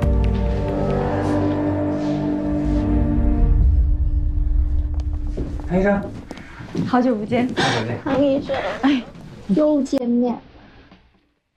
你是不是2年前瘦了？当然了，我一动就喘不上气，连女儿都保不住。我给你看相我的照片。长这么大了，2年前还是个小 baby。哎，孩子长大了，可我还是老样子。别着急，做完心脏移植，你就可以抱动了。这次真的能做移植手术吗？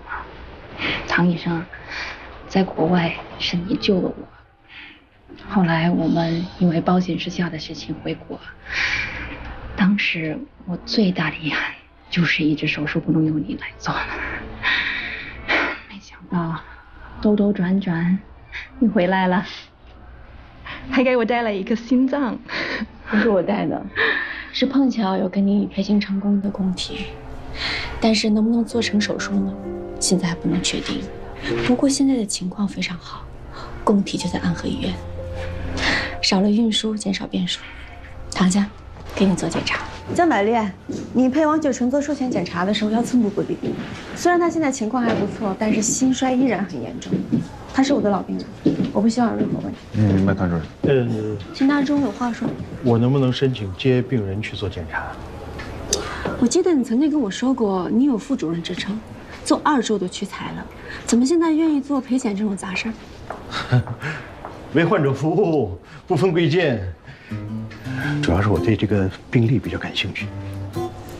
那好吧，周达，负责科里其他的病人。好。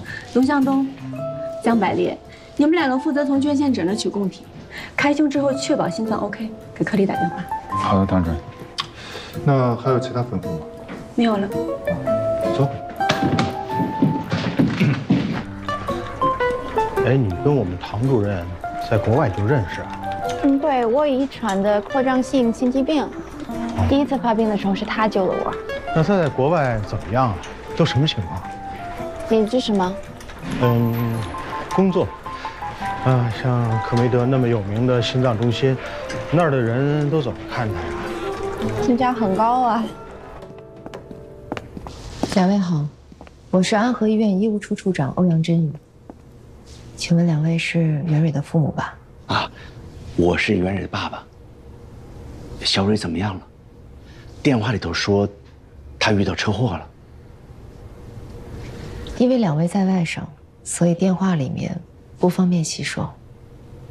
很抱歉，经过医院多个科室会诊，你们的女儿袁蕊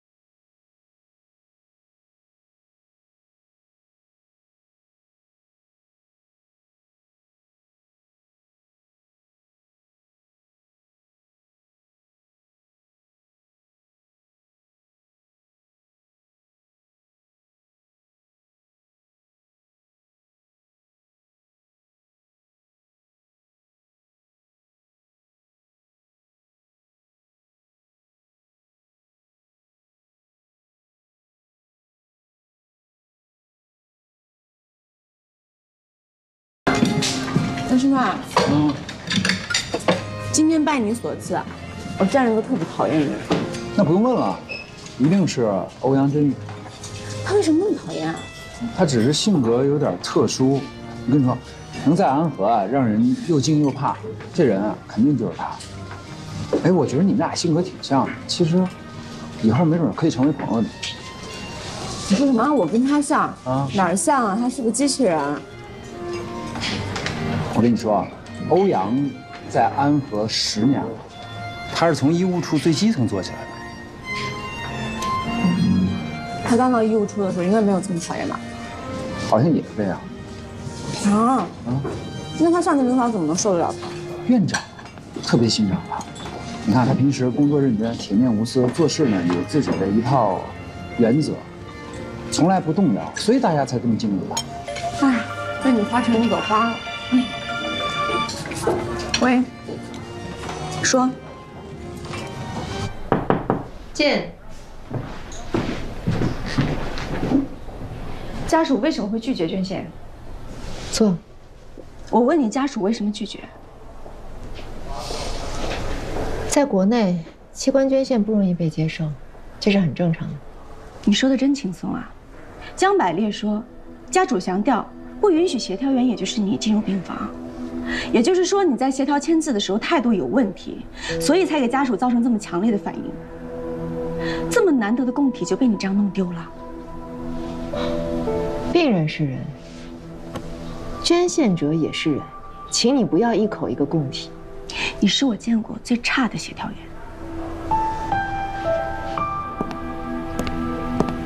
你什么态度啊？想一走了之吗？我搞砸的事情，我来补救。我得盯着你一塌糊涂。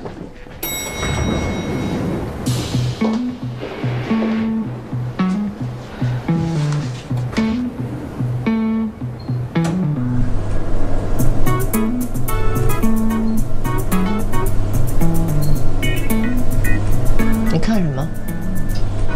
找电线。我不是机器人。我看你像充电。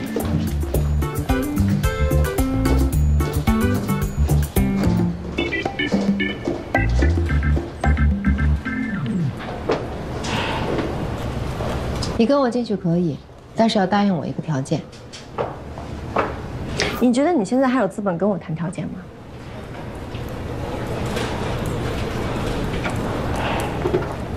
说吧。不要插话，你不招人喜欢，我不想因为你引起家属的反感。我不招人喜欢，我可以同意，但是你必须要说服他们同意捐献。这个我不能保证。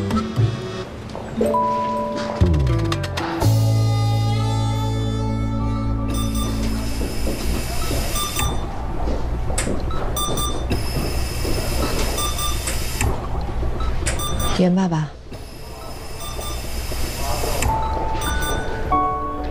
到现在，孩子他妈都不愿意进病房看看小蕊。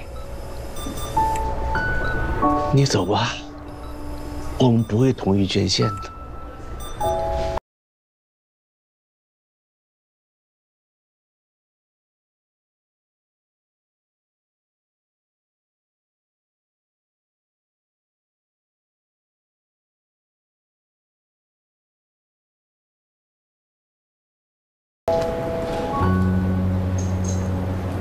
您为什么说袁蕊一天都没有尽过孝？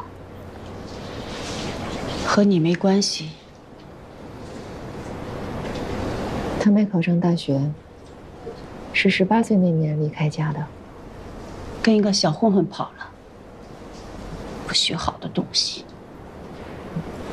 5年，一次都没有回去过，还偷偷跟他爸借了一大笔钱。这些也就算了。我去年你做了宫颈癌的手术，你的丈夫给袁蕊打电话，希望他能回去看看你，结果你们没有等到他，他回去了。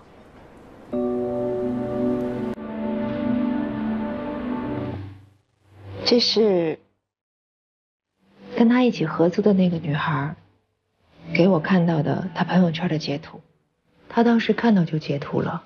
下边是定位，取名是第一医院，应该就是你做手术的那个医院吧。他真的回去了？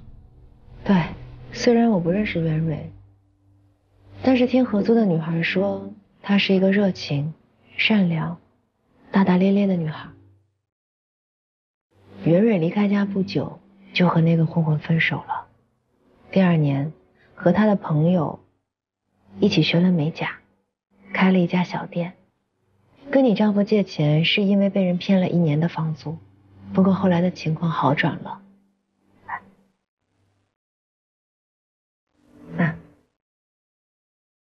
就是他们的小店，我在点评网上搜到了这家店，很多客人都说小蕊是他们最喜欢的美甲师，还给了他很多5星的评价。还有这张照片，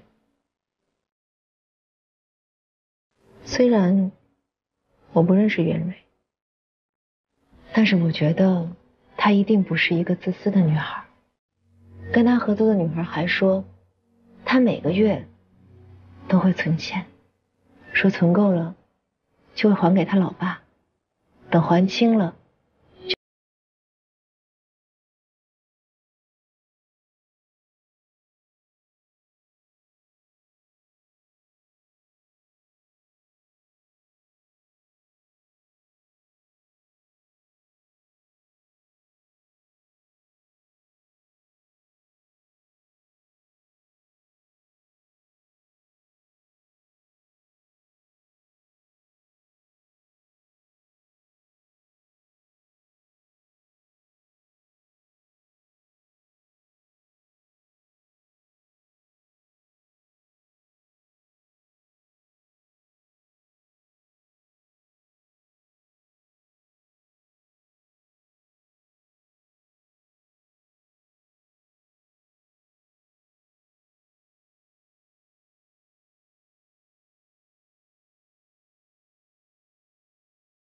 登记成为器官捐献志愿者的日期是去年3月18号，你不可能不知道，为什么刚才不说？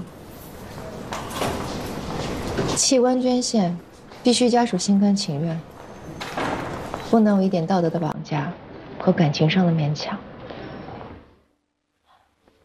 对于医生来说，捐献者是供体；对于接受移植的人来说，捐献者给了他们第2次生命。但是对于捐献者的家属来说，他们可能是丈夫、妻子、父亲、母亲，甚至是子女，是血和肉。我收回刚才说的话，你不是最糟糕的，我见过比你更糟糕的。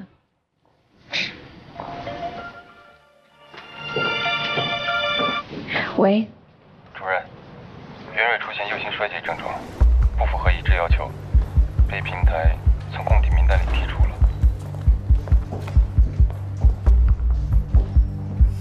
主任。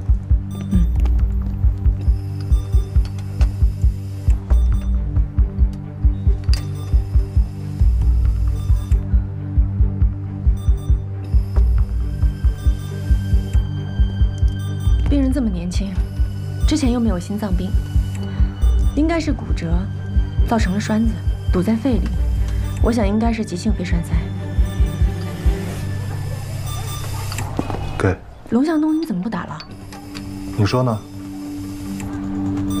肺栓塞，心脏只会进一步恶化，再用药没用了。龙向东，我不知道你这种态度是从哪儿来的，但现在你给我听清楚了，马上通知手术室开胸取栓，只要栓子取得快，右心衰竭也可以逆转。开胸取栓。主任报告。主任，是肺栓塞。知道了。愣着干嘛呀？快去呀！那没事，我来吧。是这样的，袁蕊出现右心衰竭，怀疑是肺栓塞造成的。为了能够保住心脏，我们必须尽快手术，时间很紧迫，所以我们需要你们同意才能。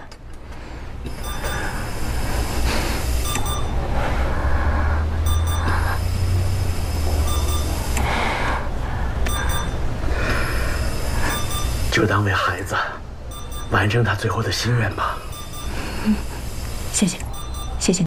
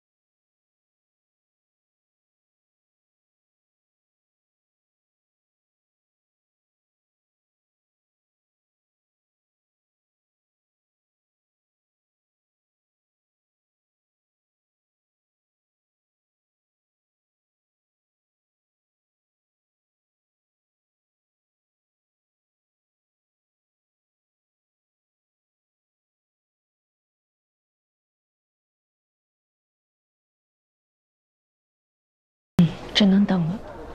今天谢谢你。不用谢我，其实你也清楚，我之所以愿意接这台手术，是因为根本没有任何医生愿意接。我也是因为我们的私人关系。如果有人工心脏，像王雪晨这样的心衰晚期患者，就不会把所有赌注压在一个边缘供体上。所以你现在觉得研发全磁悬浮人工心脏还是在浪费你的时间吗？抢活一个边缘供体，只能救活一个病人。如果有人工心脏，能拯救多少患者？这样的算术题，像你这么聪明的人，不难算吧？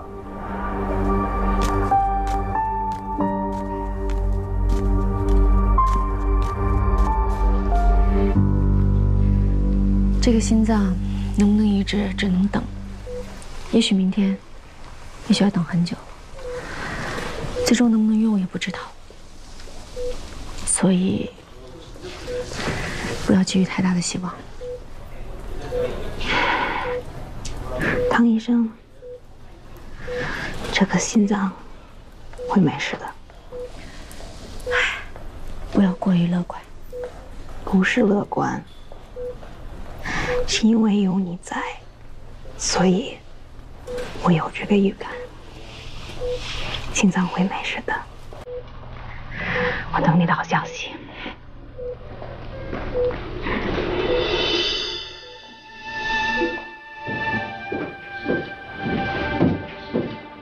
谭医生，出来，怎么了？谭医生，雪纯她一直留着从克梅德出院的时候和你拍的合影。我女儿小萌问你是谁，她就会跟小萌说，就是因为这个阿姨，她才能继续陪小萌玩，不是要给您压力或别的，就是我女儿还在家里当妈妈呢。我们等这颗心脏等好久了。我明白。情况有变化吗？还没有。今天晚上我留下吧，我在这守着。不用了，我留下来。那也好，有什么事随时给我打电话。辛苦。主任，其实今天你能做开胸取栓这个决定，我挺意外的。你的能力大家都有目共睹，不过我心里一直有一个疑问。明人不说暗话，我就直说了。我之前看见你和刘副院长拉拉扯扯的，其实不用我说你也清楚，你们俩这不清不楚的关系，全院的人都看得见。其实对于这件事，大家都挺介意的，毕竟靠关系上位它不光彩。不过我想，你应该有自己的理由。如果你愿意去说，我还有众民组的所有人，我们愿意去听，我们愿意重新认识你。好，那我就解释一下。你说。4个字。关你啥事儿？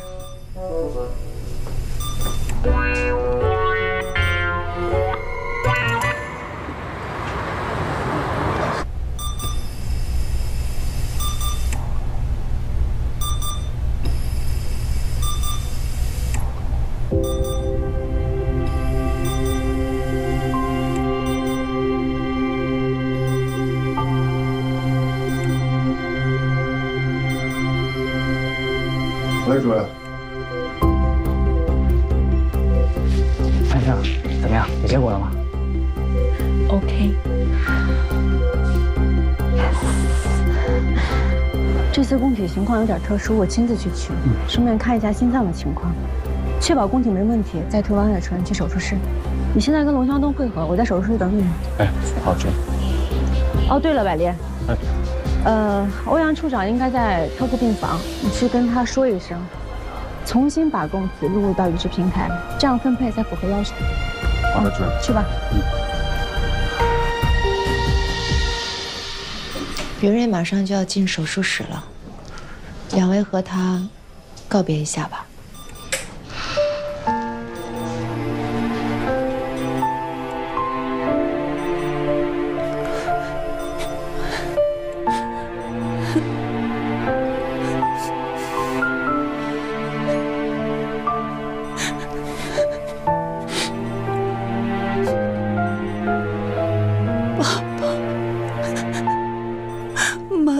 小宝宝，再见了，宝宝，是妈妈错了，妈妈对不起你啊，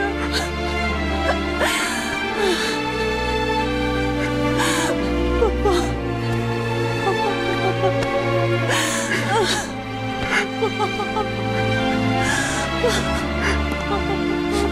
贝，家人。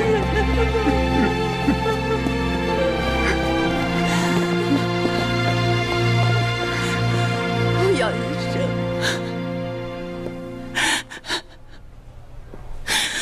欧阳医生，真的。谢谢你，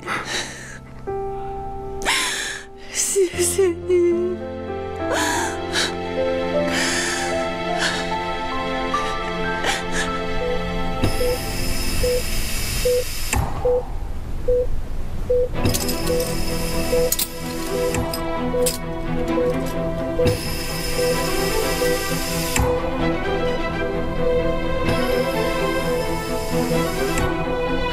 供体没有问题，马上给秦大中打电话，让他现在推王雪纯到手术等待室，等我这边取出供体，让他们再麻醉。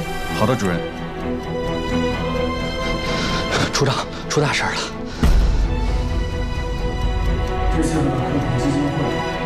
刘院长，我有事情跟您汇报。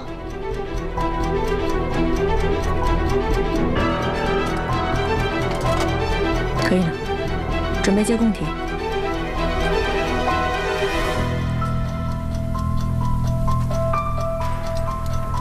马上给秦大中打电话，他们可以准备了。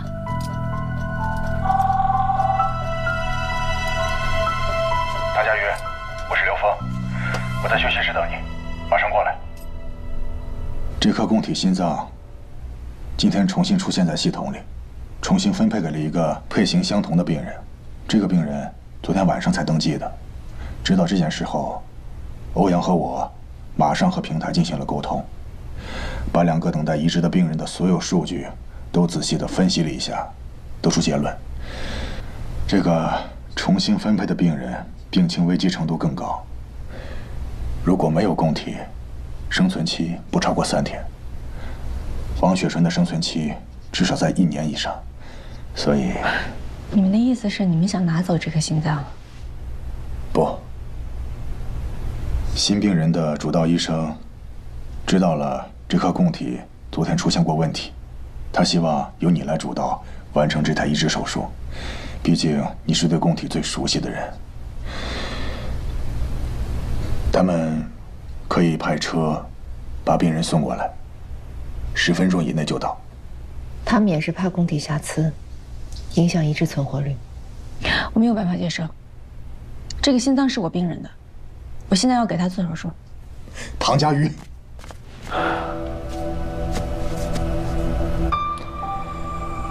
如果有任何办法为王雪纯留住这颗供体，就没有刚才的对话。我们必须严格遵守平台的规定，按照病情的危急来分配供体，不然的话会对医院造成严重的信誉度危机。到时候受害的不只是王雪纯一个人，而是安和做移植的所有病人。这个轻重，你掂量得清吧？刘峰，规矩是死的，人是活的。现在王雪纯就在手术等待室，你们让我怎么跟她说？我说昨天因为我没有放弃我的努力，想让她得到这颗心脏，现在反而让她失去移植的机会，是这样说吗？你们教教我。我不管，我管不了其他那些事儿，我只是个做手术的医生，我只能看见眼前的病人，别的跟我没有关系。现在王雪纯是我的病人，她没有做错任何的事情，她是无辜的，我只要对她负责。她信任我，我能辜负她吗？我知道这对王雪纯不公平，但是你想，如果每一位医生都按照自己的喜好，而不是平台冰冷冷的数据来挑选哪一位病人应该得到心脏、肝脏、肾脏，甚至是角膜，唐佳瑜，你能想象这样的医院会是一个什么样的医院吗？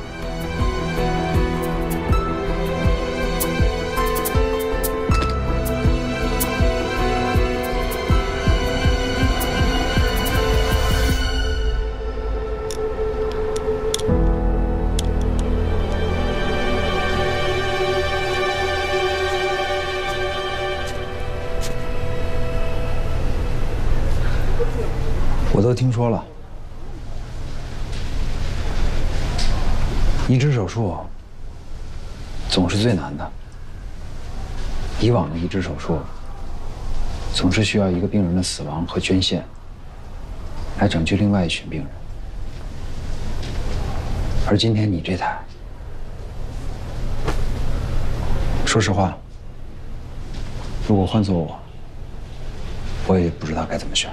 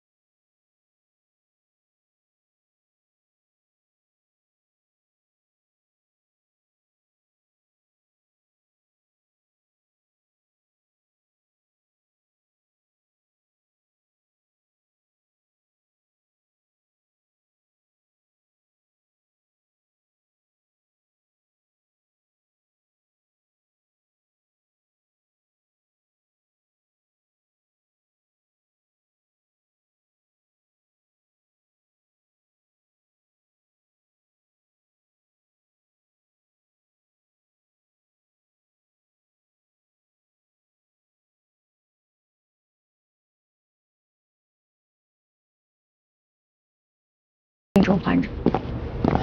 虽然器械研究不是我擅长的领域，但是人工心脏的研发，我愿意加入。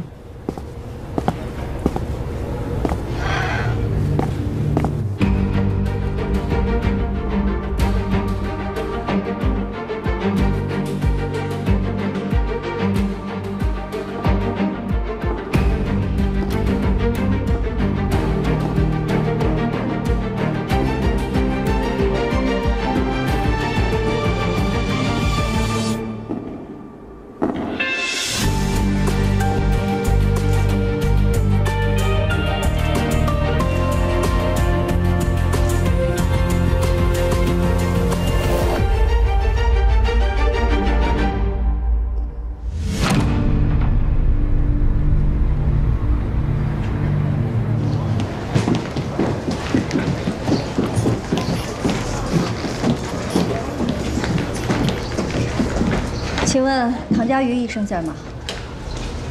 哎，那个就是唐主任，您找他有事吗？您是病人家属吗？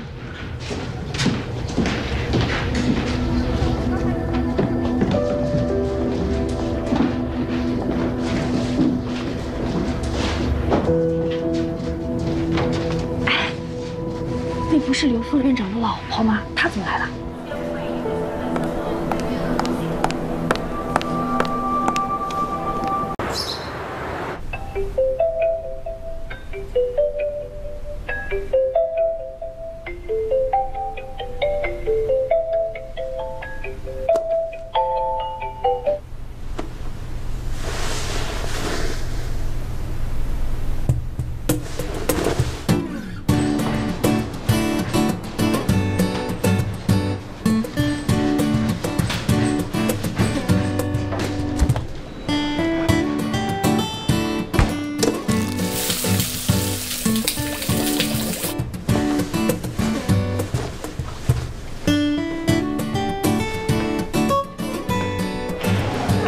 哎，唐医生，我这有纸。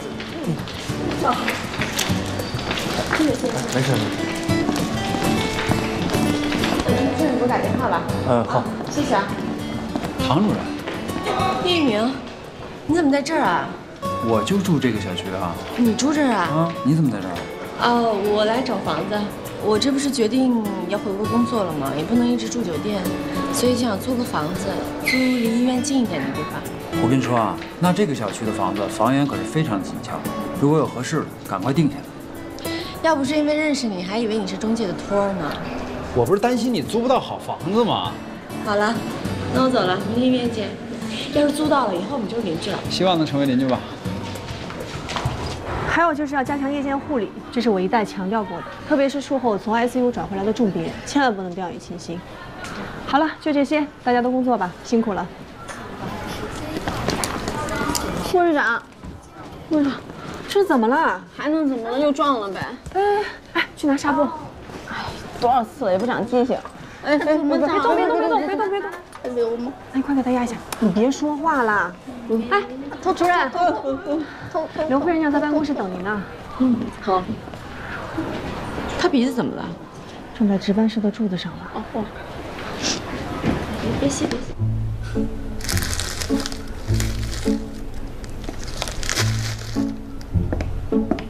哎，找我什么事儿？人工心脏进展怎么样了？那个工程师人选有眉目了吗？还在找呢，就为这事啊？你这衣服上沾的什么呀？赶紧擦擦。做领导啊，要注意形象。不要在意这些小细节。找我什么事儿啊？就被领子？你看一下这个超声心动图。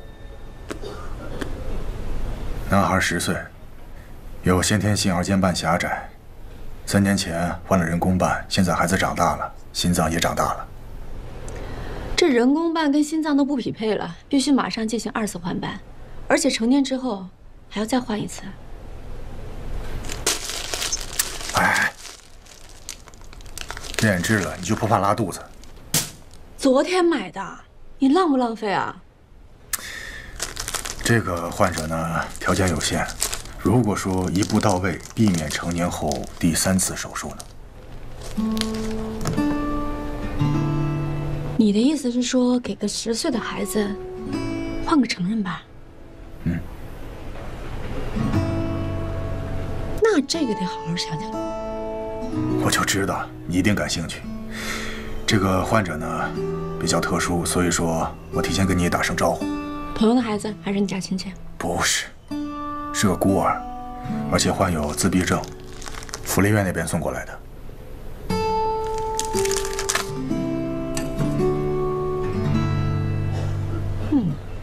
没气儿。叔，你也没睡好啊？曹主任这呼噜打的山响，还有就是陈海文那臭袜子，我的天哪，熏得我！在这个值班室，我就没睡过1次好觉，1次都没有。主任，早，主任。早安。刚收了个病人，信息发群里了，都看见了吗？看了，看了。一个10岁的孩子，2次换班，我想讨论一个一次解决的办法，想跟你们商量一下手术方案。这个自闭症患者啊，是先心病的高发群体。自闭症本来就有社交障碍，无法融入群体，语言能力发育迟缓，大多伴有智力低下，再加上这个血液疾病，简直就是雪上加霜。而且，患者还是个孤儿，你说说，哎，你说的这些跟手术方案有关系吗？好像没有太大的关系，我就随口一说。谁说点有用的？主任，我觉得主要还是尺寸的问题吧。塞不进去大号的瓣膜，那就选一个相对够的小号。2次手术，心脏跟瓣环是固定的，这一牵拉撕裂了瓣环，可就麻烦了。如果用牛心包垫一下呢？就算垫了，人工瓣放进去也不一定待得住，不好缝，而且没着力点。如果用一个带人造血管的主动脉瓣，倒过来，反着缝在2线瓣的位置，人造血管剪到1厘米左右作为着力点。1厘米？我觉得可行，足够加固缝合。这样的确好缝多了。那就这么定了。对了，还有个事儿要跟你们说，我准备把办公室搬到你们隔壁，跟你们说一下。走吧，准备查房。好，马上来。等会儿，都说我们搬到隔壁，搬到哪隔壁？那隔壁啊？这么近啊？那岂不是说他坏话就不方便了？干嘛要说他坏话？查房去吧。哎，龙龙，这是怎么了？你带头的啊？你突然间的，你怎么叛变了一样？哎，他可是有潜规则进来的。我可没说过啊。主任，住院手续都办好了。这位是李社工，是福利院的工作人员，我也跟护理部那边申请了。李社工可以24小时的待在病房，不用遵守探视规定。你好，病人的名字叫钟小星，是福利院给他起的名字。我们已经看过钟小星的检查结果了，组内讨论一致认为他可以换一个成人班，这样就省去3次开胸的痛苦了。那太好了，谢谢你啊，唐主任。这孩子是3年前被遗弃在福利院门口的，当时口袋里边就只有一个字条，上面写着自闭症和心脏病。我们院里边当时已经花钱给他动过1次手术了，这刚3年又不行了，院里边经费实在是有限。明白，这样病人也会少受1次罪。我去帮他做个检查，然后具体手术的情况，江医生会跟你解释的。好。我姓江，也是可以找我。好嘞，谢谢你啊。钟小星，我是唐医生，给你做检查好吗？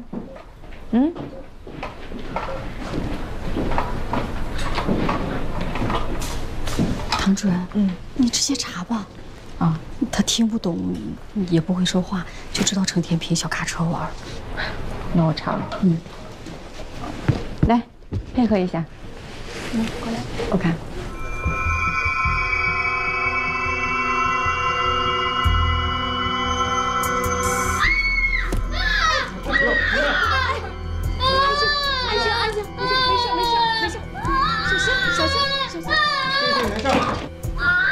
做一个检查，别害怕。怎么了？这是怎么回事？他平时也这样吗？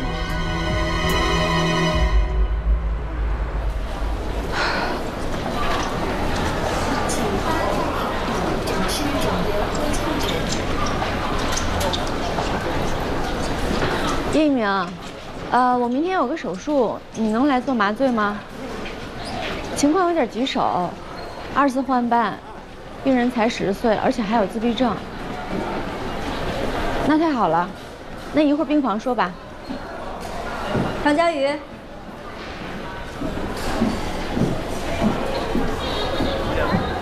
你眼睛没事吧？啊，没事啊。你好，我是刘峰的太太周琳。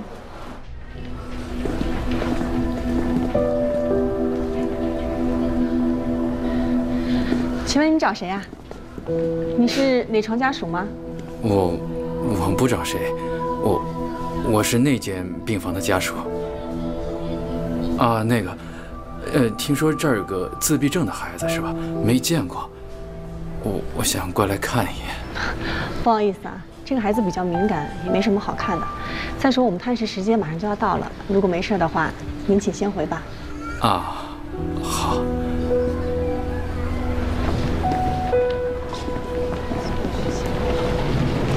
罗勇士啊，7号病床是你管的吧？啊，那家属是一个中年男人吗？7号病床是一个孤寡老人，没什么家属啊。啊？我知道你是刘峰的前女友，你是不是还想？刘太太，我想你可能是误会了。从前我跟刘副院长是同校的校友，现在我们是一个单位的同事。如果你还有什么疑问的话，请你回去问他。我还有工作，我先走了。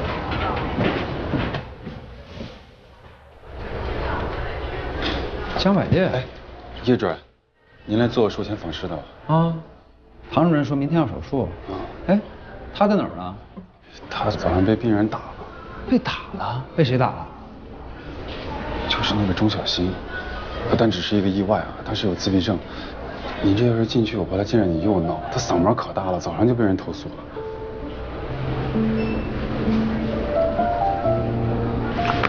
拿着。叶主任，您这是？你听说过白大褂高血压吗？哦，听说过。有的人看见白大褂血压就高，但他不是真的高血压，是紧张。那也得试试啊。术前访视不做，那明天怎么给他打麻醉？进去啊。叶主任，你小心点啊！哎，别摘，别摘，小心。哎，我来吧，你先出去一下。您是？我是麻醉科的，来做术前访视。哦。怕吓着孩子，就没带白大褂。哦。来，我来。这个啊，其实一点也不可怕，戴起来以后特别的舒服。你看啊。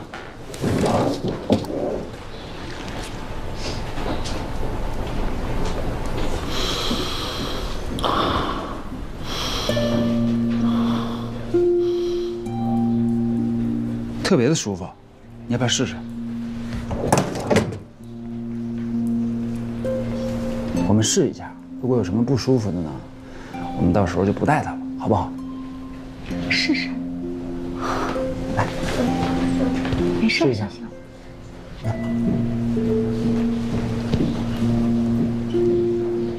深呼吸。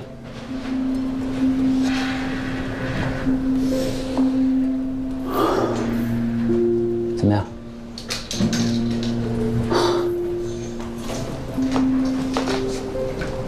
叶主任，您要是早上来了的话，唐主任可能就不会被打了。哎，你来了，主任，术前访视做了吗？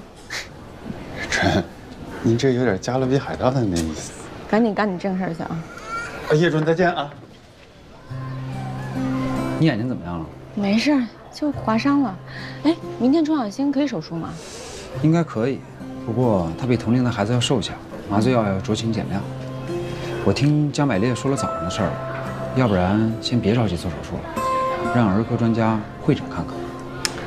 自闭症短期内是没有办法改善的，你就是会诊也是浪费时间，而且福利院的资金是有限的，尽快手术比较好。好吧，你眼睛真没事吧？没事儿，我走了，还有个手术。哎，那房子租到了吗？租下来了，中介说明天给房东打电话签合约。行，那你忙吧啊。啊。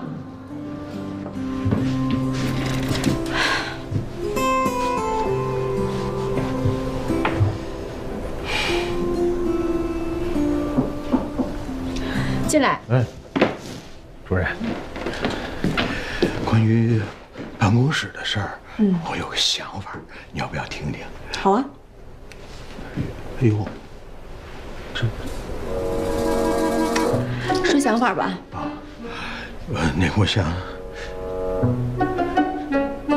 疼吧？说想法吧。这个月的排本表这几处不太合理，再拿去调整一下吧。护士长，主任，眼睛好点了吗？没事了。手术室来接钟小新了吗？啊，已经接走了，打了睡觉针，这样进手术室的话，应该就不会再闹了。主任，查案访问。你们先去手术室吧。开完胸之后给我打电话，我要去趟 ICU 看看昨天下手术的病人。好。去吧。走啊。走了，护士长。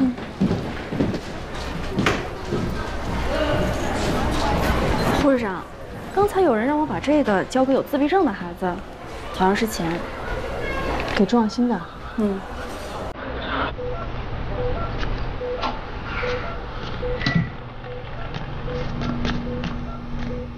病人怎么样？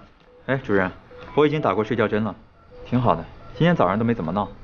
那开始备药吧。好。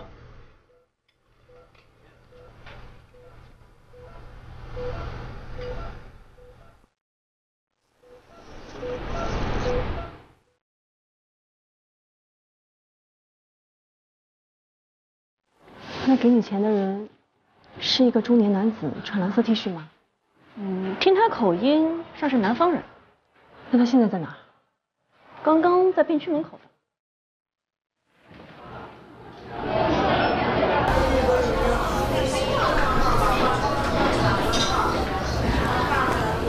你站住！站住！站住！你别跑！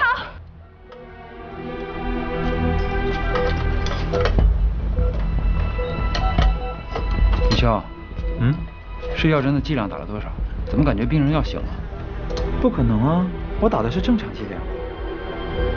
马上开始麻醉吧，病人要醒了。好。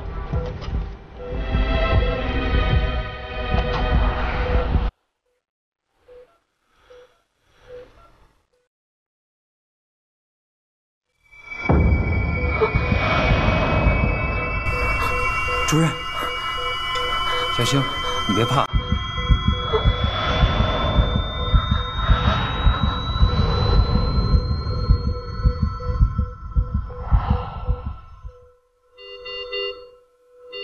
支颤，除颤器，除颤器。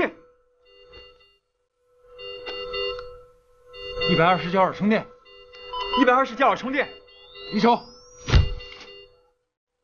充电。你站住！你别跑了，我先跟你说两句话。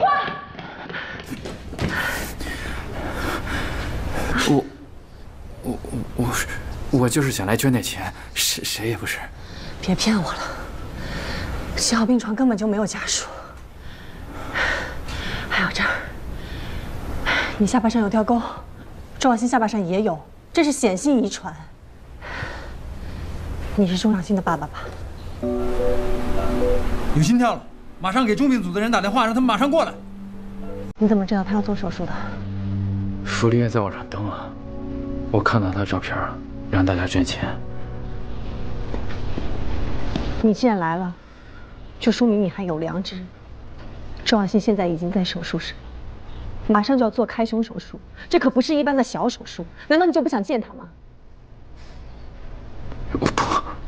我不敢见他。那你认到他，就是因为他有病。你知不知道你这是犯了遗弃罪？他有病，那也不是我的错。他妈妈发现他有病，就跟我离婚。我一个人跑长途拉货，家里没人带他。你说这么一丁点大的孩子跟我睡在卡车，自闭症也就算了，还有心脏病，我哪有钱给他治病？护士，你别说了，我不敢见他。要不然福利院该让我把他领回去了。我求你了，他没见过我。那你能告诉我他叫什么名字吗？你和他一起生活了7年，他总该有自己的名字吧？如果你能告诉我他叫什么，我可以当做没看见你。郑离，双不离。我之前查了一下，不是卡班。是啊，现在看倒是没什么问题，怎么会失颤呢？我也想不明白。其实，病人现在的身体状况，做手术没什么问题。你叫停手术的话，我们倒是没什么，但是主任那儿……是谁叫停的手术啊？是我叫停的手术。你跟我出来一下。为什么要停手术？病人心脏室颤，找不到具体原因，我认为不再适合继续做手术。就是因为找不到原因，所以才应该尽快手术。心脏有 B 超拍不到的地方，你正好可以通过开胸知道问题出在哪儿。那如果是其他原因呢？叶一鸣，麻醉医生是有权利停手术的，但是不等于滥用职权。你要清楚问题出在哪儿。如果是因为血压低，或者是凝血功能太差，是可以停的。你现在所有的事情都是你臆想出来的。钟小星的心脏室颤之前，满眼都是恐惧。是什么能让一个孩子害怕到心脏室颤呢？因为他有严重自闭症，我只负责他的心脏，帮他做好手术，我的工作就完成了。可我要保护他的生命，只有他安全下手术台，我的工作才结束。外科治病，麻醉保命。唐主任，以我当医生的直觉，我觉得这个病人有问题，请你相信我。就算你真的要叫停手，那其他人呢？他们会同意吗？我去问他。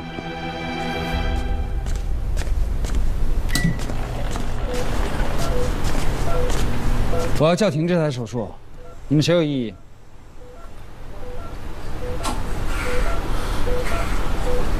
唐主任。好，手术就推到下午3点。但是你必须给出我除了止血以外，医学相关的理由证明不能手术，不然我就要换其他的麻醉医生了。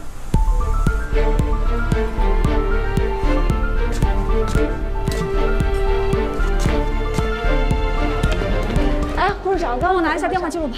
好，来，给。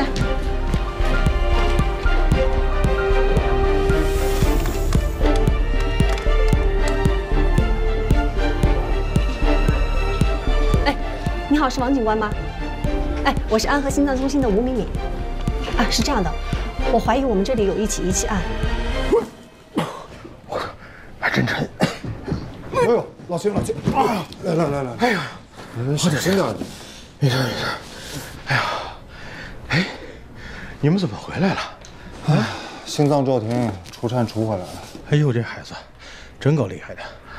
叔，你这是弄什么呢？乱七八糟的都。嗨，我跟唐佳瑜啊申请了一间高年资的休息室，就是那曹主任、张主任那群人禁止入内那种。这不是，他就让我把这些箱子什么的都先把它清，我就清呗。叔，我还能不能去蹭住？当然可以了，小百炼，跟叔还客气。谢谢叔。走，往右打，往右打，打满，打死。好，回轮。老秦，时间搭把手行吗？主任，你们刚才手术室的时候怎么回事啊？是心外的还是麻醉的？主任，我觉得你没必要那么生气。我倒是觉得叶一鸣刚才说的那些话挺有道理的。昨天叶主任没穿白大褂，就那个小新，真的没喊。可是你别看我又没去手术室，我一直搬箱子来的。这怎么回事啊？如果说是叶一鸣主动停的，那我觉得这事儿没什么问题。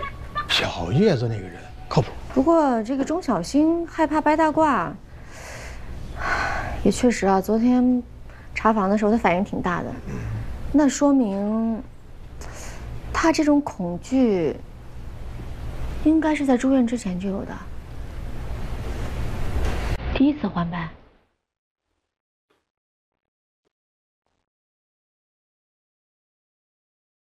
就5分钟，应该没事吧？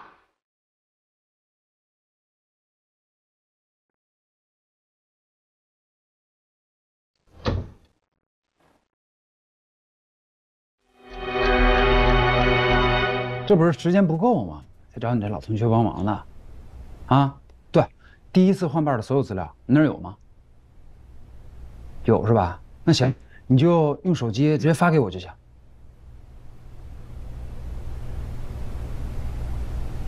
术中因病人左手弹动，疑似肌肉痉挛，增加肌松药用量。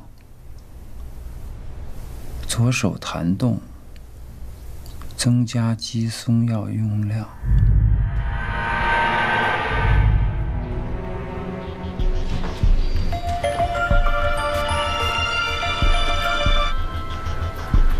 喂，叶一鸣。来，我找到原因了。我们也找到了。术中知晓，对，就是术中知晓。手术麻醉由3种药物组成：镇静、镇痛、肌松。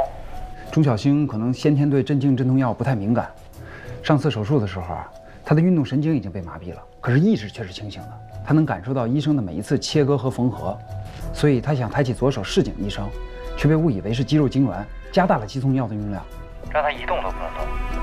今天也是一样，明明在房间已经打过镇静了，可是他却提前醒了。术中知晓对正常人来说都像噩梦一样，我真的无法想象对一个自闭症的孩子是多么大的打击。你的意思是说他在手术中受到惊吓，所以才导致他心脏骤停的？对。主任，钟小星不见了，全科找了都没找到。叶一鸣啊！我听见了，我这就过去。去哪？走。就先别管他了。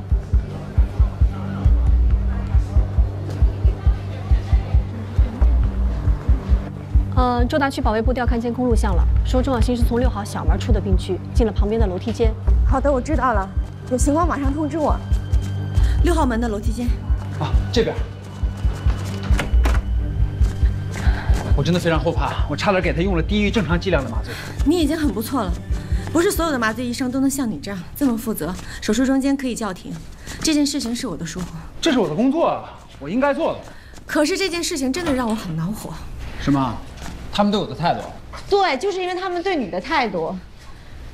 秦大中那么令人讨厌的秦大中，还有龙向东和江百烈，对你也太好了吧？所以我很恼火。这就没办法了，谁让我在安和待的时间长？多长？10年？35年。你该不会在这生的吧？你答对了。我妈呀是眼科大夫，生我那天啊，她正出诊呢，出到一半啊就被送到妇产科去了。我爸呀是普外的，我姐啊是妇产科的。原来你们是外科世家呀！我爸我妈都退休了，我姐呢下乡送医，得半年以后才能回来。可是，以你父母的年纪，我们外科应该不会退休这么早吧？他们也不想退休啊，可是我爸得了帕金森，没有办法，必须得退休。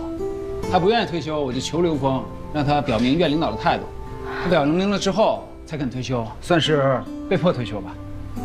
我要善意的提醒你啊，刘峰的人情可不好欠的。对了，我想起来了，神外那一次不会是刘峰让你帮我忙吧？嗯。对了，我想起一个地方，钟小星很可能在那儿。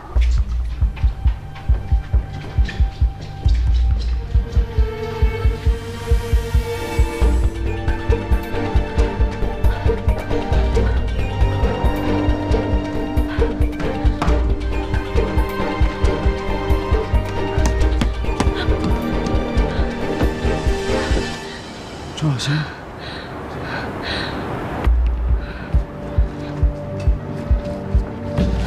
钟小星，钟小星，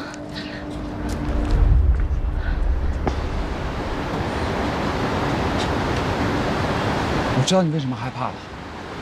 手术的时候，你一直是醒着的。来，跟我们回去吧，不手术了，也不会疼了。钟小星，你别动，你别动，来，把手给我，把手给我。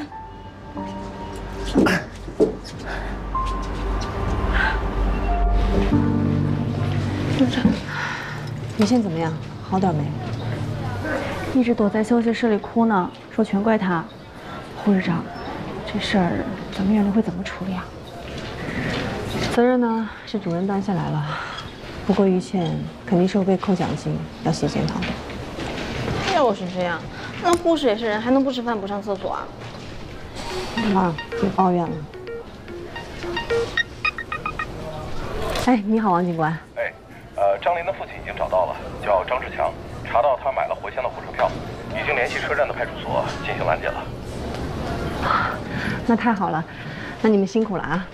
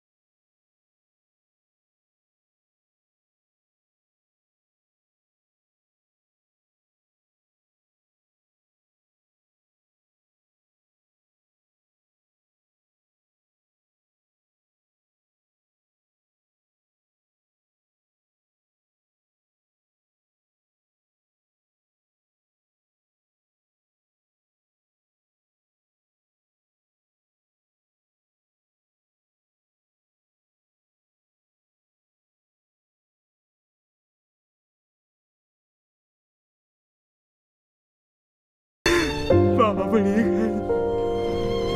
听你的。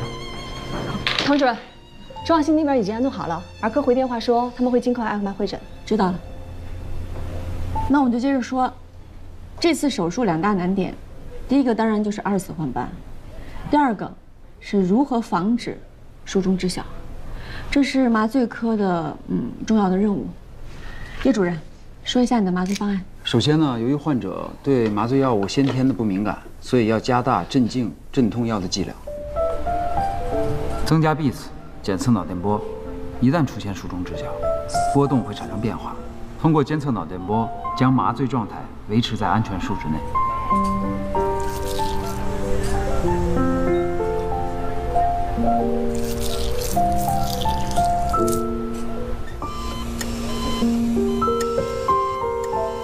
谢谢。不客气。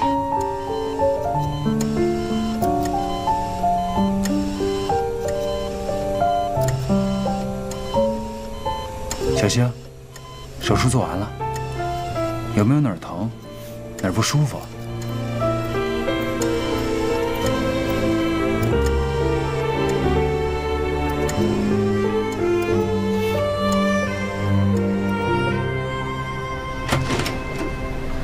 唐主任，刘太太，我刚下完手术，很累。如果你还想说上次那些话，我劝你还是算了，就5分钟。我发现刘峰的邮箱密码是一串数字，我一直都不知道代表什么，直到在书房的抽屉里发现了这张照片，密码是你的生日。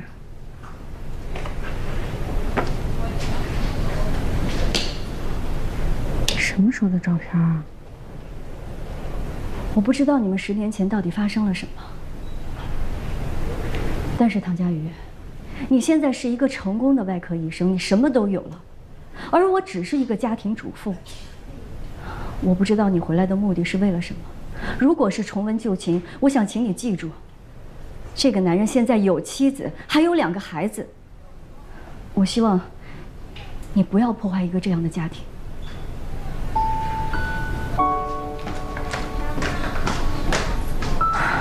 这什么时候的照片啊？啊！你说，都10多年了，你还留着它干嘛呀？最关键的是什么？邮箱还有我的生日密码。别说他生气了，我要是他，我也生气。这就是当时同班同学批着玩的，这乱七八糟，传了那么多年谣言，说我追你，你看我什么时候承认过？那你也没解释过呀。你这次能不能回家好好解释解释？下次别让他到医院堵我了，让人看见真误会了。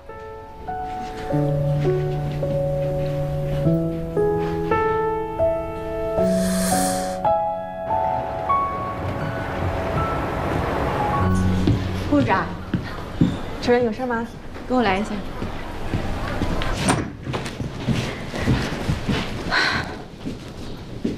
主任，这什么时候改的呀？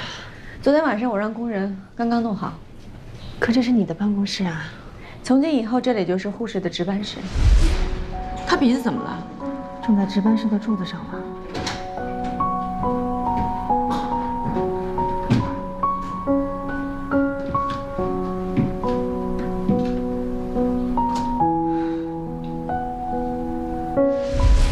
我之前待的医院有这样一个说法：医院营业靠护士，可是往往不知道这一点的只有医生。有很多医生会忘记这一点，包括我自己。将来如果我再忘了，记得提醒我。谢谢你啊，主任。可秦主任那边怎么办？这2天他到处在说你要给他一间高年资医生的值班室。给他了。哎呦，谢谢了啊！哎，说什么呢？哎，你说我是不是被这个女人给涮了？理论上吧，主任是没有食言的啊。人家说给你间值班室，但没说是哪间啊，对吧？对啊，老秦，要怪就怪你没跟主任说清楚。那还用说呀？我以为腾出来的就是他现在要搬进去那间呢，谁想到还有个这么个地方。哎呦，他这简直就是一个偷梁换柱。哎呀，不是，这还多了一个柱子。哎呦，我的天哪！哎呀，哎呦，说了，你这地方挺好啊，你这有绿植啊，单人床，还有这个人身格言。周小新出院手续办好了吗？好的，张主任现在应该正在收拾。周小新出院了。对啊。哎，我的房子没租到。为什么呀？那天为了找钟小新，我没有接中介电话，结果刚好有人要租房子，房子就出去了。所以我告诉你啊，你欠我一套房源。怎么是我欠的？要欠也是中介欠的。那如果你要早点把情况说清楚，我们就不用这么劳师动众了吧？我也不会错过签合约的时间。由此推算，就是你欠我一个房源。行，我欠你的。不过，谢谢你，在手术中能坚决的叫停手术。如果不这样的话，这孩子再经历一次疏中之小，钟小星这一生估计就毁了。唉，这手术室啊，就是一个不允许犯错的地方。犯一个错误，就送掉一条人命。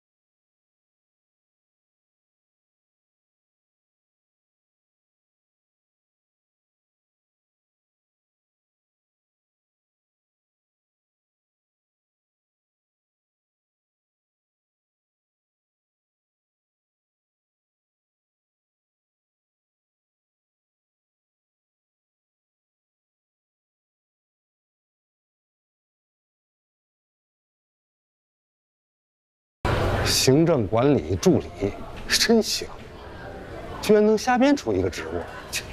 这刘峰也真是绝了，这给什么单位奖啊？他被那女整晕了吧？这破职务就是啊，管杂七杂八的破事儿，连监控实务都得管。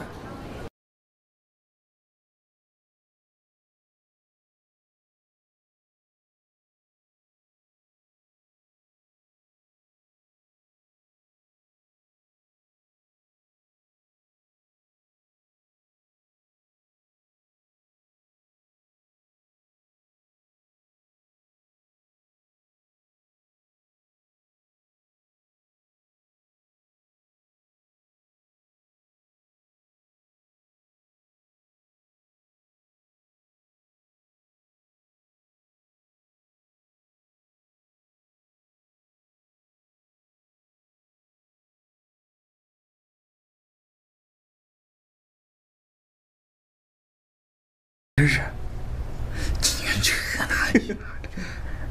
哎，你俩嘛呢？哎，等会儿我得跟编头好好说说，你们这监控室得好好管理管理。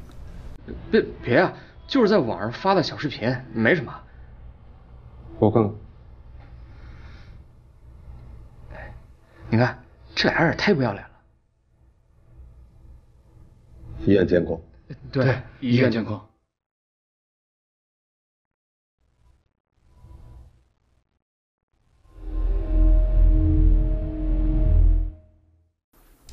这是我大姨，前年心梗；这是我大舅，去年心梗；这是我妈，今年心梗。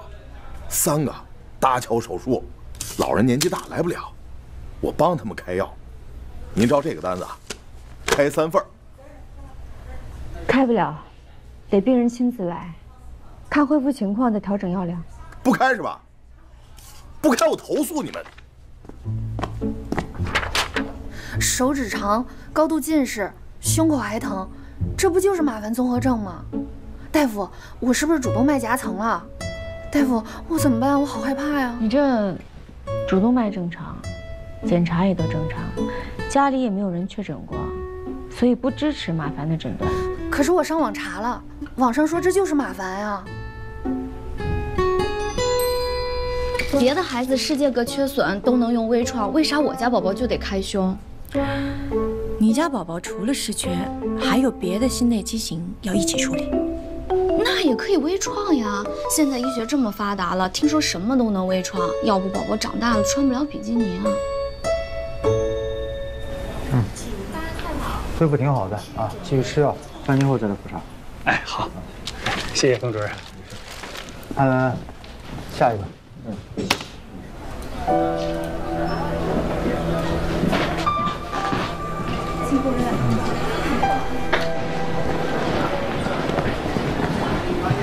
叶一鸣，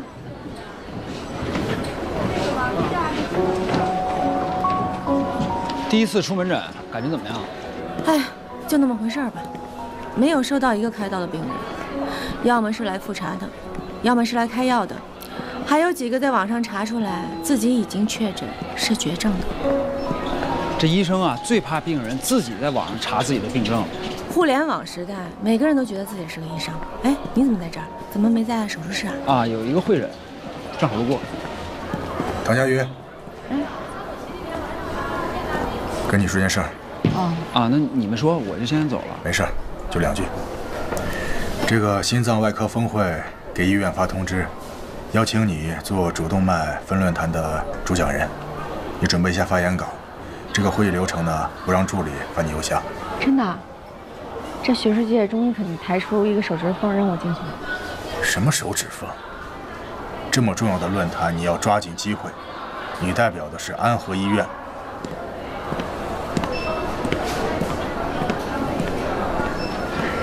这刘峰怎么了？我老婆找你干嘛？找我干嘛？给了我这张照片。不知道啊，可能是因为最近太忙了吧。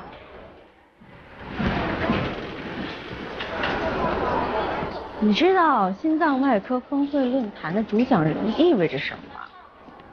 当然知道了，这是国内最高规格的外科论坛之一，给了你一张 VIP 入场券，就是说明国内的同行都开始接纳你。你可以跟他们分享你的最新经验，也可以在里面学习他们的最新经验。回答错误，这是给了我个机会，跟整个行业里宣布，境外又来了一个行业里的大牛。你这句话让我想起了心外流传的一句名言：一位优秀的心脏外科大夫是这样的一种。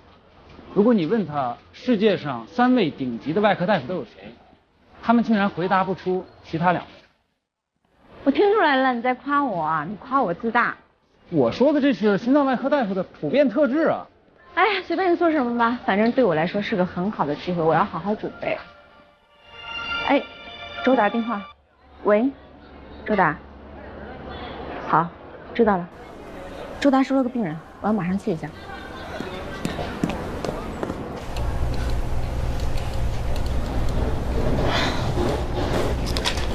这心脏都粘胸骨上了，没法下刀啊。江百烈，哎，到。病人情况说一下。主任，患者叫方宁，今年36岁，3条冠脉全堵了，左主干堵了90%，具备搭桥的手术指征。可是患者已经做了3次搭桥手术了，他这胸腔粘连得很严重。36岁就搭了3个桥了，典型的家族高胆固醇血症。是啊，脂类代谢疾病中最严重的一种，特征就是早发性的心脏疾病，儿童时期就有可能得上冠心病。主任，刚才我去问诊了，方宁是12岁的时候确诊的。周达，哎，病人怎么找到你的？哦，我老婆是方宁的粉丝，看她微博知道她生病了。啊，粉丝？这患者是一女明星啊？不是明星，作家方宁。嗨，哎，你们竟然不知道她？喂，她红了10几年了，言情小说天后。哦，我告诉你们，我老婆每回看她的书都要骂我，说跟她书里的爱情相比，我们俩顶多算是个兄弟情。你说牛不牛？主任，您不会也没看过吧？你看我像是会看言情的人吗？那倒也是。哎，说正题啊，他已经去过好多家医院了，都说粘连太严重，根本没地方下刀。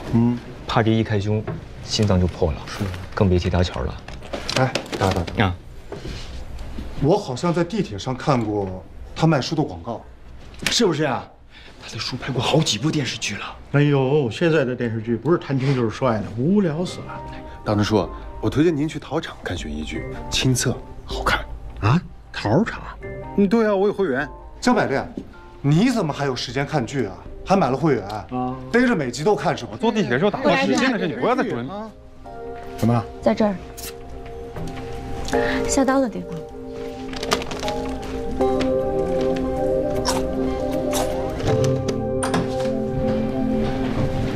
方宁，感觉怎么样？还好。唐医生是吧？对。周医生说你很厉害，我还有的治吗？当然能治好了，医生啊，一切都用最好的，花多少钱不是问题。这位是？哦，我是方宁小姐的经纪人丁志鹏，大家随意一点，叫我丁总就可以了。方宁的情况是这样的，他的父母呢很早以前就不在了，他也没什么亲人，所以之后有一切的医疗问题都找我对接和沟通。赵阳这2天就回来了，他会来医院的。赵阳是我男朋友。方宁，你的心脏和胸骨之间是有间隙的，还是可以手术的。真的？你先别激动，躺下。你听我把话说完。人体呢，能够搭桥的血管一共有9根，你之前做过3次搭桥，已经用了5根，所以我们要确保你剩下的桥血管还适不适合做搭桥。其次呢，就是你的胸腔粘连太严重了，就算现在做了搭桥手术，很快会再堵，所以我们必须要想一个能够让桥血管长期通畅的办法。这2点满足不了，还是没有办法手术。那具体需要多长时间？你们有几分把握？需不需要找一些外院的专家来会诊什么的？作为方宁的经纪人，我不允许在这件事上有任何的闪失。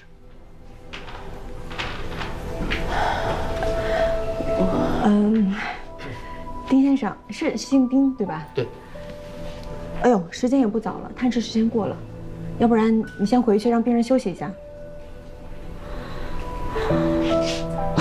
不早了哈，那我晚点再来看啊。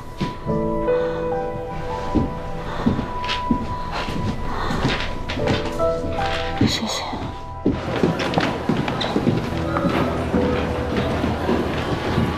小丽，哎，宋主任，哎，身上有事吗？没事，到办公室有话跟你说。哎，小丽，哎，这是春苗成长的医生培养计划，主要是针对一些低年资的、有潜力的年轻医生。哎，只要是通过考核拿到外国医疗机构的邀请函，人家会提供经济援助。哎，我记得你是不是一直想出国深造来的？宋主任，你还记得？哦，这个计划呢有一次初筛，淘汰率很高。所以我想问问你，是不是真想去？想去，我要去长长见识啊！对，如果你真的想去，我会跟他们说一声，让你直接进入第2轮。就这样吧，你先拿去准备一下，如果有回复了，我再通知你。行，谢谢宋主任，您对我真的是太好了。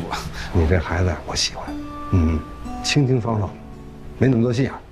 好，忙去吧。行，我走了，宋主任。好嘞，谢谢。来，坐。哎呀，坐。门诊怎么样？接了6个住院的，3个搭桥，2个换泵，还有1个夹层。哎呀，得想办法把这个病床的周转率提上去啊！咱们组是心外手术量最大的，只要咱们保持住，谁当主任都拿咱们没办法。哎呀，幸亏有你啊！哎呀，咱俩还说这个。哎，小宝，这个网上视频那事儿，就是保安老婆发的那个。那视频咋了？啥也看不清楚，像素那么低，都看不清楚这刘峰和唐佳瑜。怎么看不清楚？除了他俩还有谁？只不过没人在这评论区里点明他俩的身份罢了。我说哥，你说这个我就生气。他们俩这私情都整到院里来了，咱们是不是得给他们报出去？我最讨厌这种靠男人上位的女人。这事你放心啊，交给我。我以前有个病人，专业做媒体的，我让他把这个视频往热点上推一推。咱们如实报道，有啥说啥，啊，不整不虚有。哥，你还不了解我吗？我最大的优点就是实事求是啊。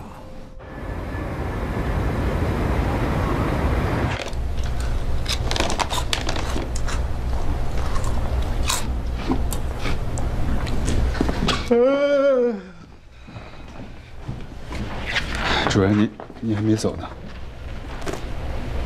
我在看方宁这些年的病历。哎，可是为什么用大钟数的电脑看？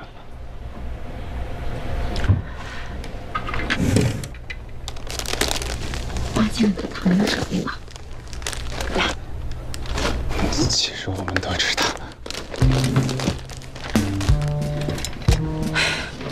哎，桥血管的结果出来了吗？哦，出来了，胃网膜右动脉和右侧乳内动脉可以，剩下的其实它没剩什么。前几次搭桥用的桥血管太多了。也就是说，再搭桥的话，远切通畅率必须要延长，不然下次就算能开刀，也没有桥血管了。是这个意思。怎么能让他不粘连呢？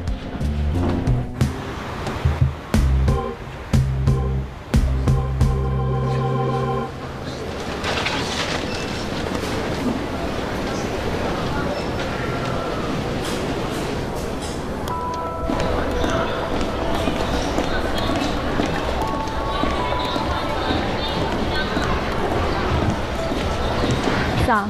早。崔主任，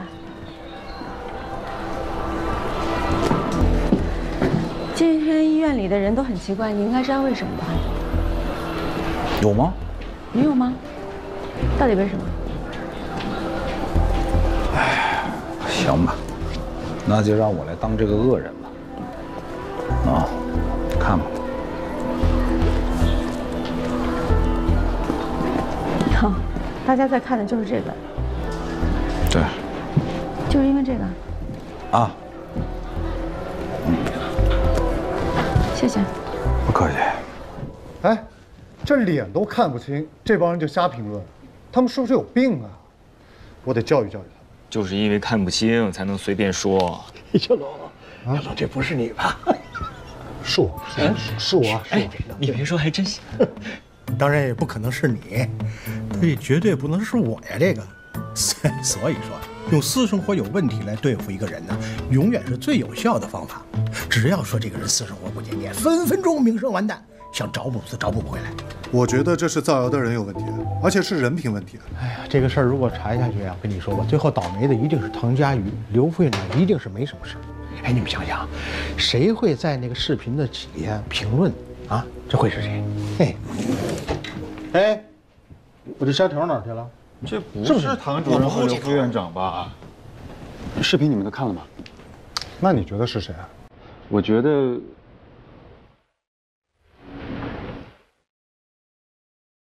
你们不会怀疑是宋主任吧？为什么每次有坏事你们都会怀疑他呢？如果这是保卫处的人发的话，那评论肯定也是他们干的呀。你是不是傻呀？保卫处的人和唐主任还有刘副院长又没冤没仇的，干嘛要在网上写安和医院T星外科女主任和 L 姓男上司这种指向性明确的话呢？这一看就是咱们客人做的。那也不一定是宋主任嘛，你们这总是冤枉人。你站哪边？哎，东东，百里，我们没有怀疑谁，也不会冤枉任何人。好，干活，干活。我今天迟到了啊，马上换白大褂，查房去。你是不是吃我虾条了？我更喜欢吃番茄味的。